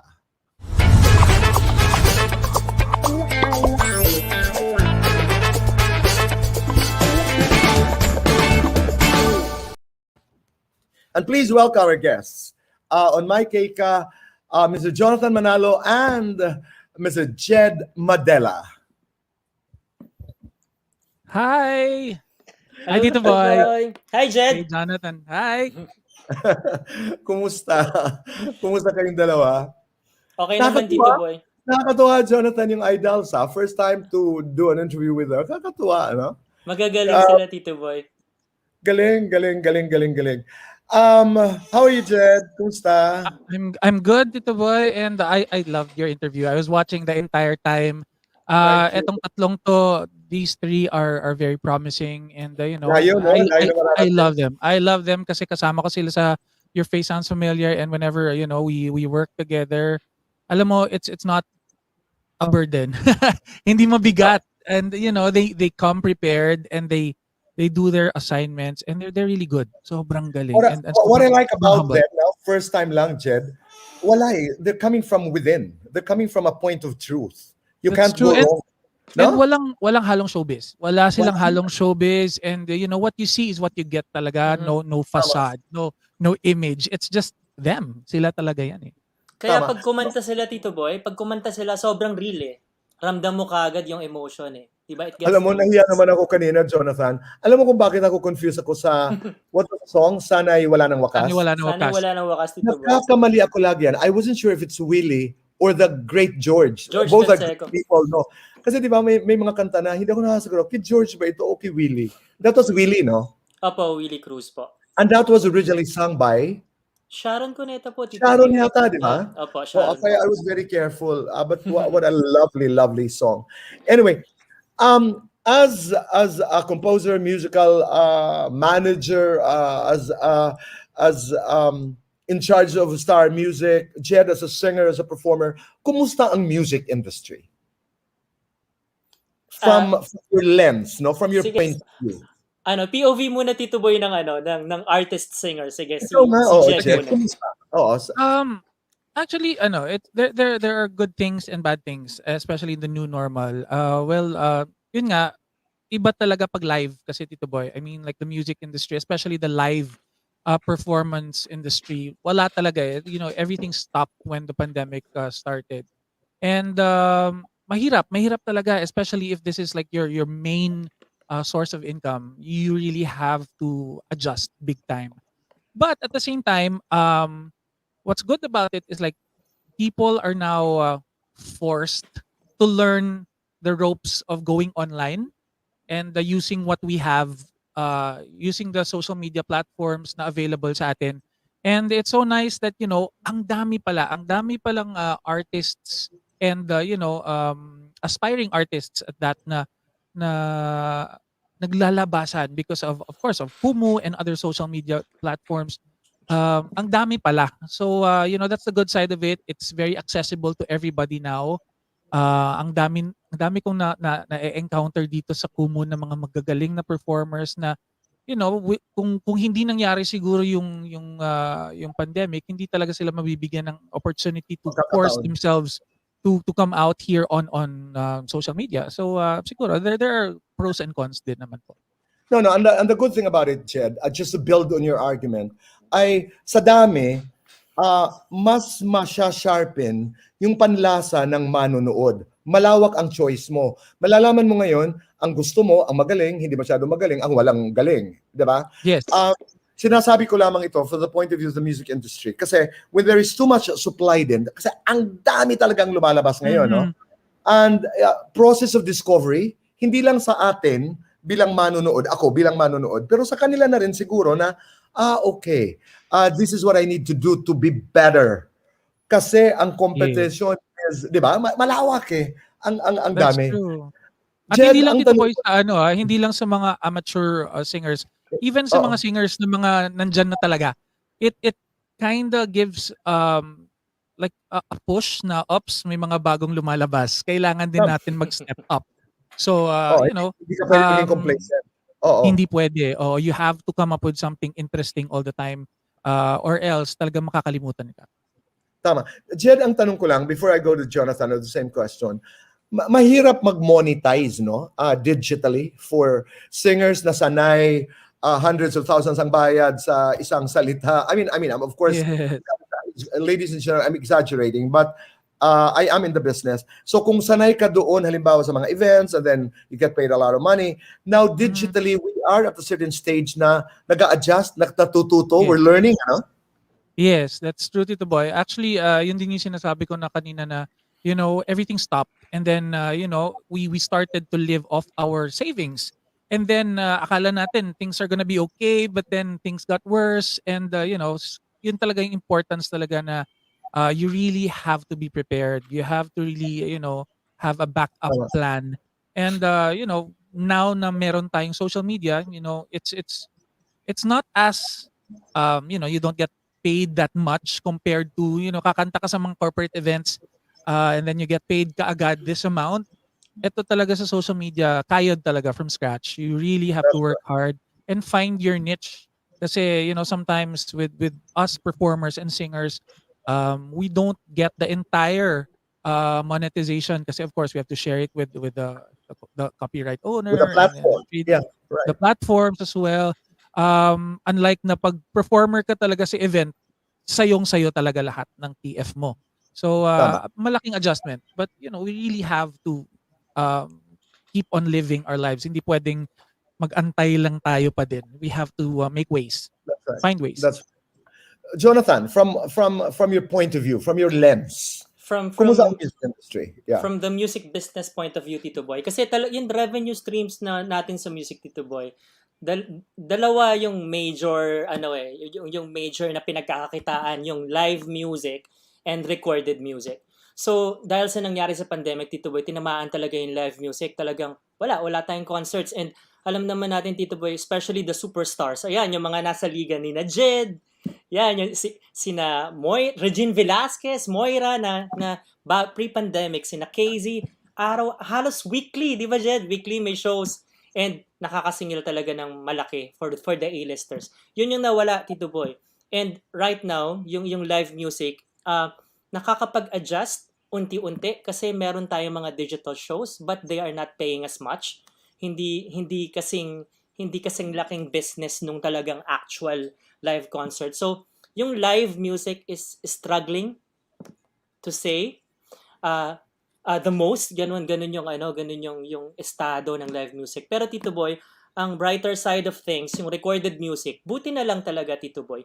Yung recorded music has transitioned to digital na even before the pandemic happened. Kasi Tito Boy, kung nangyari yung pandemic nung time na ang music is consumed, na kailangan mo magpunta ng record bar at bumili ng CD, bumili ng tape, at wala tayo sa digital, good luck kasi parang sinihan yan na nagsara, di ba? So since na yun ang advantage ng music sa movie industry kasi movie industry is really badly hit dahil walang mga sinihan and bulk of their revenues really come from the cinemas. And walang ganun sa music dahil nung dumating yung pandemic, we already had Spotify, iTunes, YouTube that Right. are being monetized, and tapos na yung slump ng music from piracy, and all of it are being monetized, and pag nagkaroon ka ng yung recorded music mo nag-hit, naka 100 million, 10 million, 50 million, that's a lot of money already for the industry. And ang good news din sa recorded music, itong nakaraang more than magto 2 years na, 'di ba, of pandemic. Tumaas yung consumption ng digital revenues sa music consumption kasi nga yung mga tao walang ginagawa kundi mag-binge out ng YouTube, 'di ba? Makinig sa Spotify, gumawa ng playlist. So, malaki yung potential for artists na naglalabas ng mga recordings na maging creative and mag-create ng hits. Ang galing nga ni Kim Chu, 'di ba, na accidentally yung pandemic, at the time of the pandemic nakagawa siya ng accidental hit with the Bawal Lumabas song, 'di ba? She turned it around, and isang magandang example 'yan ng creating Was she able to monetize creating a that, hit. Jonathan? Was she able to monetize that? She was able to monetize that kasi ang bilis niyang nag-react nung nagiging meme na siya. Sayang, kino-consume na siya sa YouTube. Sobra na siyang ang daming mga taong gumagawa ng sarili nilang Without versions. having to mention figures, are we talking here of hundreds of thousands? Are we talking here of millions in terms of monetization? At least we're talking of hundreds of thousands at that time. Okay. Pero based on the momentum that the song has gotten through the many months it's being consumed, aabot yung Tito Boy ng million. Okay. Mhm. Ang na-pick up po kasi, like, tama yung sinasabi rin ni Jed na ang laki ng epekto because of the live performances were affected talaga by the pandemic. And more than, ang dami kong sasabihin, Jed, tungkol sa sinabi, but more than that, because that has become the intersectionality nating lahat. Luluhod ka talaga at magdadasal ka talaga at sasabihin mo talaga, Lord, make end COVID. You know what I'm saying? Yung the uncertainty. Kasi in 2020, parang John, ang laban natin, hindi, laban to. You were coming from a 2019 where you got used to so many things. 2020, you were hoping that it's going to be a better year for 2021. Yes, Biglang Tito Boy. So, kaya nga sabi ko nga, importante that we talk about it. It is important that we are creative enough to take care of our mental health, to be able to entertain ourselves, listen to good music, because the uncertainty has worsened. Alam mo yun, yung matatapos ba ito? Ako may mga moment ko ngayon na gano'n, na parang, akala ko, wala May na naman. vaccine nga, okay na Tito sana, Boy, di ba? may realization na, wait, mukhang mas mahaba pa to. Yun. Mukhang mas magtatagal pa to. Saka, Jed, thank you for saying that. And a lot of people we are living on our savings now. For how long is this going to stay? Yes, oo. Diba? Parang, and the humbling experience there is gratitude, no? Yung, buti na lang, I lived below my means or I lived Oo, within my means. nakapag-ipon. Oo. Parang ganon, di ba? And also that responsibility of not just watching but helping, sharing. Ang Yes, dami, no? yes. It has become a very complicated discourse. May tanong ako sa inyong dalawa. Mag-iisang taon, November of 2019, 1 year, almost a year and a half of the pandemic. Tama ka, Jed, ang daming lumalabas sa iba't ibang platforms, IG, YouTube, or YouTube as they would pronounce it, Facebook, etc. Bakit walang sumisikat na matagalan na singer? I mean, you have an idea, Jonathan? Bakit walang merong, kasi ang dami kong napapanood. Pero bakit walang lumulusot na wow? Well, I Have guess an idea? siguro Tito Boy, there's a lot of factors din. One would be consistency. Yung consistency niya na andyan siya palagi. But at the same time, I feel na siguro yung listeners ngayon at yung mga nanonood ngayon are very how should I say it? Parang maikli yung kanilang parang attention span. Like for Okay. example, okay, they're gonna listen to this a singer, tapos ay parang pare-pareho na lang yung binibigay niya. Lipat na naman sila sa iba. So mawawala na naman yung singer na yon. And I guess that's the sad side pag masyadong madami kasi nagkakaroon ng options yung mga listeners and yung viewers to Okay. to shop. Kumbaga sino Okay. pang susuportahan natin. So consistency, I agree. Yes. That's one. That's a very, very strong point. Ikaw, John. Tito Boy, you're talking about no, the last 2 years. I'm talking about the last 2 years and dapat digitally driven. Alam mo yun? Oo. Actually Tito Boy, sobrang medyo crucial yung conversation about yung paano mo babalansehin yung kasi yung exposure mo sa digital platforms. Actually yan din yung feeling ko yan yung nagiging problema ng mga current crop of artists, the new ones and yung mga lumabas lang this past 2 years. Kasi ang nangyayari Tito Boy, talagang skyrocket, biglang aakyat yung mga careers nila, nakakakita tayo ng mga overnight sensations, ay biglang sikat sila. And then, lagi mo na silang nakikita. And then, ma-overexpose sila and then masasawa ka na kasi wala na silang ino-offer na something new. Di ba? Parang, it's the same everyday. Kasi ang ginagawa nila, everyday makikita mo sila sa YouTube channel nila. Na nakakatuwa siya siguro first 5 months hanggang a full year and then after that ay nakakasawa na. Kaya Tito Boy, combination din ng wisdom ng mga artists na nagtagal na ng 10 years or 15 years kasi yung mag-conversation kami nito ni Eric Santos Tito Boy. Ni na KZ. Anong gagawin namin?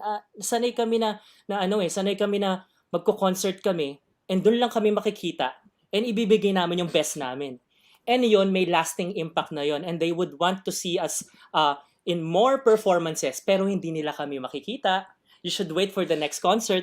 Parang ganon. So, paano ba namin ibabalanse yon na kailangan makita kami everyday sa platform? Dapat ba kami talagang makita everyday sa platform o kailangan naming pagplanuhan and ibigay namin yung best namin kapag nakita na kami? Tito Boy, it's a balance between that. So, ang aking sasabihin lang sa mga artists, every time na nakikita ba kayo dyan sa platforms everyday, are you giving your best? Or you're just giving your just all right performance everyday? Pag ganun ang ginagawa mo everyday, wala.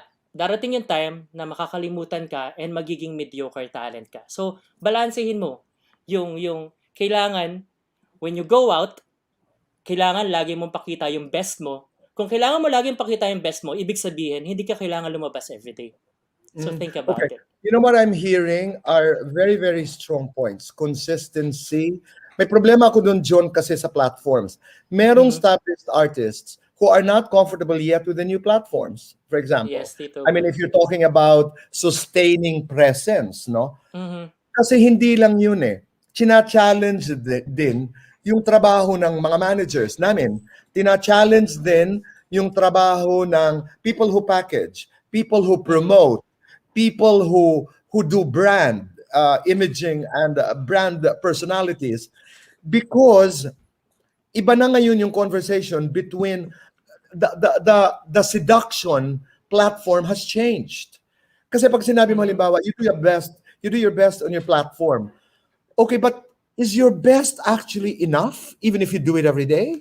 I mean, what kind of an exposure are you doing to sustain the interest of a particular public?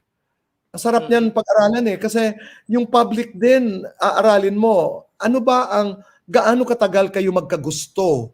You know that whole dance. Yes, that whole Tito Boy. dance of seduction. I call it really the art of seduction. And for how long can I sustain and hold on to that interest?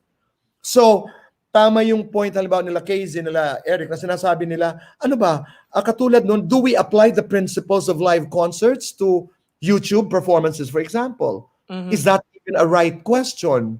Or, as a singer today, do I launch my songs where? On my YouTube channel? Ang daming tanong, di ba? And when I do my concerts, for example, today, because I've seen a couple of digital concerts, sa totoo lang, John, hindi siya kinakagat ng todo. Yes, Tito Boy. As expected, di ba? as Mhm. expected. Pero, and then we're in the middle of a journey pa na iniintindi natin. We're slowly trying to understand, the characteristics ng bukabuuan na ito. But anyway, that's the only question I have. But let's bring in Rafael. Hi, Rafael. Ayan, hello po Tito Boy, Sir Jonathan and Sir Jed. Ayan. Can I Hello. just say I'm so honored to be in the same stream as all of you guys. Grabe. Thank Super you. How do fanboy we mo. call you, Rafael? Rafi? Do we call you? What's your palayaw? What's your nickname? My name is Rafael, but my username in Kumu is Rafi Pab. So I guess you can call me Rafi. Rafi na lang. Rafi, we can't see you. Can you see Rafi? We can't see Rafi yet. Alam mo, sa kadadaldal natin, sinabihan ako 10:30 na. Oo nga, Tito Boy. I was carried away because I wanted to learn. I wanted to listen talaga. I wanted to see I wanted to listen to your points of views. Rafi, we're just waiting technically, because I can't see you from my machine. Can you guys Yes, see same Rafi? here. No. Naka-black screen lang. Black screen si Rafi, Tito Boy. Ayan, Oo rejoin nga na eh. lang siya. Aantayin lang natin si Rafi maya-maya. Yes. Katulad ba sa Rafi, di ba, nangangarap sila ngayon. I mean, this is a time talagang, dreaming in the middle of the pandemic. What, I've been asked many times, where do I start? What do I do? Hindi ko alam ang sagot. Hindi ko alam. Hindi Actually, Tito katulad Boy, dati. it's really hard. It's really difficult. Pero I think it's a matter of strategy pa din eh. 'Di ba? Strategy pa din. You really have Naniniwala to ako. sit down. Oh, you have to sit down with your team if you have a team, Yes. or kung ikaw Naniniwala mismo, ako. like sit down and what plot your goals, plot your time kung anong Yeah. by this time kailangan eto na yung makukuha ko, etong ma-achieve natin. It's still all about strategy para, Mhm. and know your purpose pa din. Ano ba talaga gusto mo? You wanna stay long or you wanna be a big hit overnight? Ano ba talaga gusto mo? You have to plot those things. Ako, I totally agree. You go back to your brand essence. You go back to your core. Yes. You go back to your Yes, Tito strength. Boy. You go back to your truth. You go back to your Oo. story. Ako, That's true doon kasi pa rin ako. yun lang, matatandaan ka ng tao because of that eh. So, like in my case, the people will always remember me as the biritero. So, hindi ko ipagkakait sa kanila yan. Kasi yun yung hinahanap ng tao. The At the world same time, champion, di ba? Yeah. at the same time, minsan pag gugutumin mo din sila ng konti na parang pa-excite mo din kasi ibibigay mo lahat lagi, magsasawa din sila. So, That's it's the a give and seduction. take. That's the seduction dance. Yes. We can see Rafi now. Rafi, thank you. Thank you for Hi, doing this. Rafi. Thank you for being here. Hi, And Rafi. I'm back po. Hello po. Are you Ayan. in Manila, Rafi? Are you in the province? Saan ka naka-base? Yes po, I live in Cavite po. Dasmariñas, Cavite. Ay, okay. Lovely Cavite. Rafi, ikaw, tanong lang dahil sa napapag-usapan namin. You're a young singer. Anong pangarap mo? Right now, when I ask you, right now, what is your dream? What is your imagination? What is it that you want as an artist? Well, Tito Boy, ever since I was a child po, kasi I discovered my talent 4 years old. So, ever since, gusto ko na po talagang maging established na singer-performer. And it's always been a dream of mine. Hindi po talaga nawala sa isip ko yon kahit naging iba yung priorities ko. It's always been in my mind and my heart to be an established singer and performer. To be a singer. When you were young, when you were 4, you were 5, 6, 7, who were you watching? All of us have that there. Who were you watching? Well, Tito Boy, nakakatawa kasi ang pinakaunang kanta na nakanta ko na buo was Between Escalantes, Kung Ako Na Wow. Lang Sana. Wow, himig handog. Yes. Himig Handog. Naalala ko yun. Nasa ba si Oh. Bito? I suddenly miss her. I haven't seen her in ages. Kaibigan natin yan. So you were listening to Bito. Okay. And then, what did you join amateur contests? I mean, what did you do? So kasi yung kasama ko lang po sa kasama ko lang sa bahay noon was my cousin, and my mom was an OFW then. So nire-record ako ng pinsan ko at sinesend niya kay mommy abroad. So napapanood. Tapos from there, sinuportahan ako ng parents ko, nag-vocal coaching, voice lessons and everything. Tapos pinupush nila ako always to join amateur singing contests, even televised singing contests. So talagang ever since I felt the support and love from from my parents with regards to my singing. Ano mga contests ang nasalihan mo? So may mga amateur po na local lang, pero meron ding time na sumali po ako sa mga contests in Eat Bulaga. Actually, sumali din po ako sa The Voice The Voice Kids and dito, tawag ng tanghalan po. Year 2 ata yun. Year 2. Okay. So right now, Rafi, in the middle of the pandemic, nasaan ka? Nasaan ang iyong pangarap? Are you hopeful?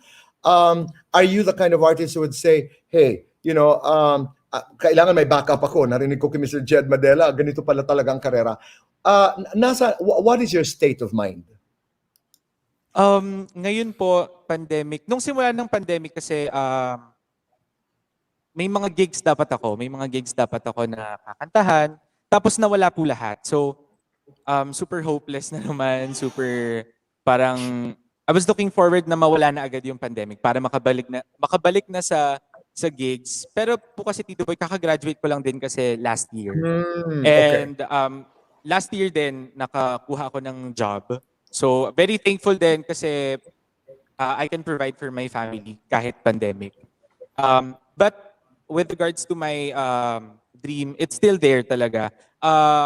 Kaya nga ngayon, kasi late ko na po na-discover kasi yung Kumu. So, Buti na lang may Kumu. At nakita-kita yes, tayo. actually. Opo, nakikita ko kasi yung Kumu talaga sa mga ads ko sa social media. So, doon ko nakikita na, ay, pwede kang mag-stream dito, pwede kang magbahagi ng talent, and maraming makakapanood sa'yo. So, with this talaga, ito yung naging channel ko to sing and to offer what I have. Okay. We want to listen to you sing. Okay, sige po. I'm gonna sing for you all po. This is If I Ain't Got You. Maraming salamat, Rafi.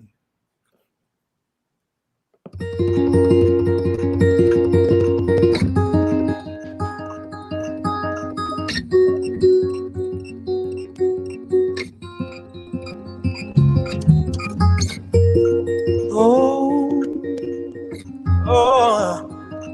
yeah. Oh.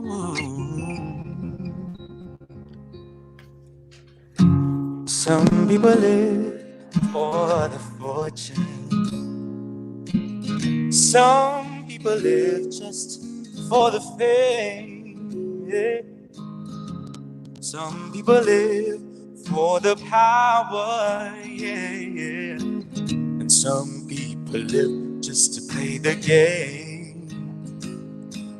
Some people think that the physical things define what's within.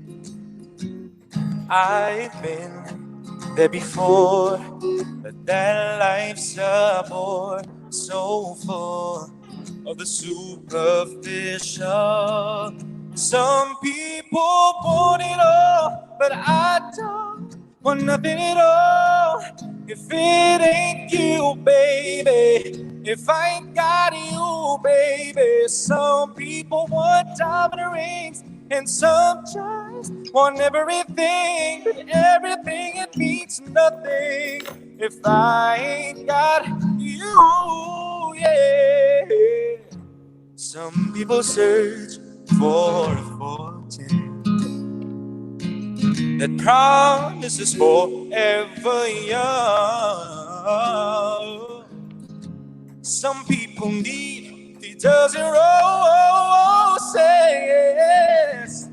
and that's the only way to prove you love them. No, hand me the world on a silver platter, and what good would it be with no one to share, no one who truly cares for me? Some people want it all, and I don't want nothing at all.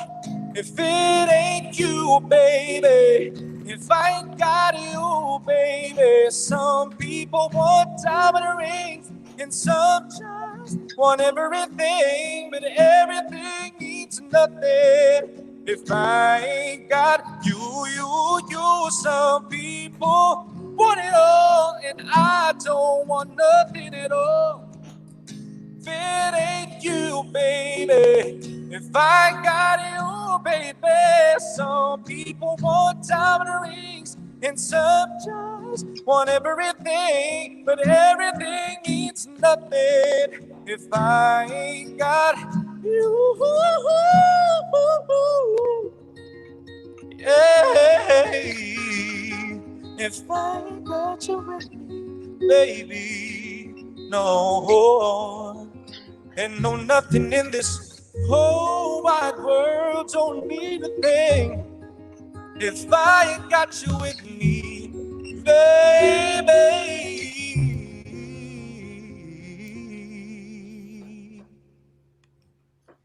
Thank you. So ayan, thank you po. Thank you po so Galing much. naman. Oo. No, I mean, we invited Jonathan Manalo, who's one of the best producers in the country. Jed Yes, Madela is oo one nga of the po. best singers in the country. I'm sure interesado tayo mapakinggan ang what pieces of advice can you offer Rafi, John and Jed? Sige, ako muna. Hi, Rafi. Actually, you have the tools. You have what it takes. You have the voice. You have the face. I guess, yun nga, i-apply mo na lang siguro yung sinasabi namin kanina na, sit down and think of what you really want. Ano ba talagang gusto mo and do something about it. Ganun lang talaga. And find somebody who can help you out as well. Kasi importante din yun, in this Ano, industry Jed, yung help you sometimes out? Mentor? Ibig sabihin? a mentor or somebody who can like push you and train you or somebody who can encourage you. Kasi like in my case, I surrounded myself with the right people who support me. And of course, unang-una, pamilya mo, di ba? At least sila yung pinaka-core mo. And, find somebody who can represent you or find somebody who can Manager, yeah. help The you, right a manager. manager, Yeah. yes, an agent. Pero importante din is a mentor who can train you not just, with your voice, but on how you can deal with showbiz if you really With intend the to get into world. showbiz. Oh. With the world of showbiz. Yes. Ayan. So what's important is that you have it. Yun yung pinaka-importante at walang makaka-provide niyan sa iyo kundi ikaw lang eh. You have the voice, you have the looks, and you speak very well naman and you register well on camera. So use what you have. Use what you have. Yes, thank you so much po. It's an honor to hear that from you talaga. Sir Jed. Jonathan.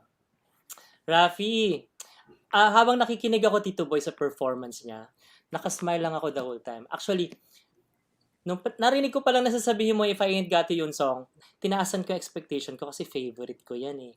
Ako din, Alicia Keys. sabi ko nga, grabe. aba, may Nabigyan ko ganun po eh. ng Teka, Alicia justice. Keys, ano bang gagawin niya? Yung Usher ba na version? Di ba may Usher, Alicia Keys na ano to? And really, really challenging song na Not an easy piliin. one. Di ba? Tsaka, R&B. Naku, kailangan mapupull off niya kaya ng tama yung mga kulot na hindi trying hard, hindi put on. Masasabi ko lang, Rafi, sobrang effortless yung runs mo. Hindi pilit. Pati yung super detail ng run, yung just, yung gano'n, yung just. Hindi ko magawa eh, kasi ikaw nagawa mo eh. I can hear it. Ako, ang bias ko talaga, R&B. And maarte ako. Alam ko kapag fake R&B, and I must say that the R&B that you're doing is something authentic. Wow. So, maganda yung performance mo. Tsaka, hindi mo siya ino-overdo. Kasi minsan, may mga problema tayo sa mga singers, di ba, Jed? Na, porke kayang kumulot ng maganda, porke marunong kumulot, ikukulot na lahat na hindi na wala nang maalala sa melody. Ikaw, you kept it at a certain level na saktong-sakto lang yung kulot na nakikita mo pa rin yung melody niya. So, iba yung restraint na yon, nagagawa yon ng mga seasoned performers. And nakita ko yun sa'yo. Oy, grabe, di ba? Uy, naiyak ako. Grabe. Maraming then- salamat. And then, lastly, Lastly. masasabi ko lang, yung boses mo, ang mahal ng tunog. It's Oo, no? Wow. Yung tipong gusto mong marinig sa isang Social. magandang recording, very expensive sounding Mm. ang boses mo. Kaya yung mic mo don't deserve your voice. Actually, 300 lang po itong mic na. Oy, pero 'di Yung ba? voice mo pang mahal na mic, pang Neumann, pang ganito. Saan Sa mga sponsors po saan ba dyan, nabibili yan, Jonathan? Saan ba Ah, nabibili yan? sa Amazon, pwede ka umorder. Pero Tito Boy, alam nyo, trivia lang. Alam nyo ba yung mic na to? This is Neumann U87. And ito yung mic na talagang ginagamit sa mga professional productions. This cost Ah. around, pinakamura nito is 300,000 plus. Itong mic na to. Wow. So, Oo, Parang pero- okay na po pala ako dito. Maganda ang forma eh. Oo, ganda. So Raf, sabi nga ni Jed, mag-invest ka, di ba? Para sa boses na meron ka, worth it na pag-investan mo yung sarili mo. Kasi yung boses na Tingnan ganyan. natin, Rafi. Oo. Oo. Yung boses na Sige po. ganyan, dapat naririnig yan sa mic na kasing mahal ng Yes. boses mo. Yun. Ganda, no? Thank you po talaga. Hindi ko, Rafi. sobrang speechless. Oo, Rafi, we wish you the best. God bless you. Thank you po. Thank you po. Sana'y marating mo man ang kahit anong pinapangarap mo. Maraming salamat, Rafi. Maraming Congratulations. salamat din po sa inyo Good luck, lahat. Rafi. Tito Boy, Sir Jonathan, and Sir Thank Jed. you. Maraming It's an salamat. honor po. Thank you. Oo. Alam mo, John, Jed, bago ko kayo pakawalan, maraming salamat sa inyong dalawa. Pero you know what I realized? Itong mga nakaraang buwan, di ba, ang dami-dami natin yun. I've been watching Britney Spears, Beyonce, Ariana Grande, etc. And then I started, sinilip ko, yung kantahan nila noon, I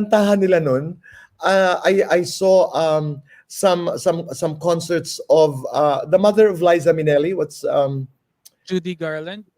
Wow, Judy Garland, and then I saw the concert of Dolly Parton where she sang "And I Will Always Love You" the way she sang it originally. I mean, of course, I honor the interpretation of every singer who's done it, including Whitney Houston. Pero ang ganda-ganda nung napakasimpleng version ni Dolly Parton. Puso talaga. Ang ganda. Grabe, Tito Boy. And I started to understand what that song was all about. Ganda, kaya kanina yung sinasabi mo na minsan the best way to do it is to do it the simplest way you can do it, because you're telling a That's story. Yes, Diba? Tito Boy. Yan yung lagi namin sinasabi, Tito Boy, sa TNT, sa tawag ng tanghalan. And in any competition right now, sabi namin, let's remove that idea na pagbiritera ka or pag grabe ka kumulot, ang galing-galing mo. Yes. Hindi na Oo. siya ngayon eh. Ako honestly sometimes pag may nagbibirit pa sa TNT, nag-cringe na ako minsan, ito na naman. But then pag merong mga mala Judy Garland or yung chill lang, mala Lana Del Rey na mga boses na it's like a breath of fresh air, Tito Boy, na parang relax lang pero tagos na tagos sa puso. Totoo, Jen. Diba? So we would rather listen to something interesting and something that will capture your puso than abilidad na parang calisthenics. Alam na namin magaling ka, but then can you capture our hearts? No, I wanted to share with you Correct. this story. 1967, ito talaga naglalabasan na kasi ang dami nating naaaral, no? Liza Minnelli sang New York, New York for as a soundtrack to a movie yata, Roman Polanski, whatever. I can't remember. So she sang it. Hindi masyado sumikat. 2 years later, 69, kinanta ni Frank Sinatra. Hinahanap ko kaagad, Jonathan, Jed. I looked for the version. Dahil hindi bumibirit si Frank Sinatra. When I listened to the song, the version of Frank Sinatra doing New York, New York, ay ko, Diyos ko, ito pala yun. And then what was wonderful was, years later, they would do the song together. The Liza Minnelli way and the Sinatra way. But if you find time, guys, listen to the Sinatra way of doing New York, New York. Sabi ko, ito pala yun. You know, discovering all these Sige, things. But Tito anyway, Boy, yung song na yon, never ko siyang pinakinggan na, sige nga, pakinggan ko to. Lagi lang part of the show. Pinapatugtog somewhere. Sige nga, papakinggan ko nga, Tito Boy, na naka-full attention ako mamaya. I was surprised. I didn't even know that Frank Sinatra sang the song kasi nga, ang kanta di ba? Broadway-ish. Yes, and big. He sang it. And very He made it Oh, he made it famous. Parang ano parang sana isang saglit, sana kahit isang saglit ni Kahit Louie isang Ocampo. saglit. Mhm. Originally, that was sung not by Martin, by By Vernie. Bernie. Bernie. I was Yes. managing Vernie Varga. Mhm. Pero napasikat ni Martin. Oo, ganun ang kwento ha. Basically the same. And I realized, wow, what a lovely, lovely song. But anyway, alam ko po, ang Kumu ay sinasabi na magdadalawang oras na po kami. More than 2 hours na, Tito Boy. I know, Kasi Jed, 11:01. I know. Jed, Thank maraming you, Tito salamat. Boy. And God bless Thank you. you. Really, thank you for being kind. Thank you. And thank you for texting me once in a while. Alam mo ngayon, Yeah. napakahalaga nun. You know, just to say, Tito Oo, Boy, how Tito are Boy. you doing? How are Ang, you? Yes. oo, dati, hindi natin pinapansin yan. Pero sa mga araw na to, Oh, Tito Boy, talaga. kanina yung sinabi nyo, yung unang-una pa na may ibang meaning na yung kapag tinanong ka ng kumusta ka? Kumusta ka Totoo. na? Talaga yes. mapapaisip ka talaga. Oo, but And Iba and siya ngayon. those words will really it matters now kasi dati parang okay lang, ayos lang. oo. But Ngayon, now hindi. Oo. it's a big deal lalo na pag tinext ka Mm. ng somebody na hindi mo masyadong kausap lagi. Na oy, kamusta Mm. ka? Ako, Wag I lang was really umutang. Wag lang umutang, Tito Boy. No, I was really Yes, yes, touched when yes. you sent me a text message. Kami ni Jonathan kasi madalas kami mag-usap nito Kaya, but when you Oo. sent me the text message, it felt good. You know, sabi ko, ay, yung sweet one ni Jed. But anyway, thank you so much. Thank you so much, John. Thank you Thank so you, much. Tito Boy. Thank you very much, Jed. Maraming salamat. And I will see you again, Jed. Yes, Wala kang Yes, Tito choice. Boy. soon. Jonathan, regular na yan. Maraming salamat. My Thank honor, you. Tito Boy. Thank you very much. Ayan po mga kaibigan, maraming salamat. I know the 2 hours, but thank you from the bottom of my heart. You take good care of yourself. When you're safe, we're safe. When you're healthy, we are healthy. So live and love in abundance. Stay kind, stay blessed, and make your nanay proud. God bless, and goodbye for now.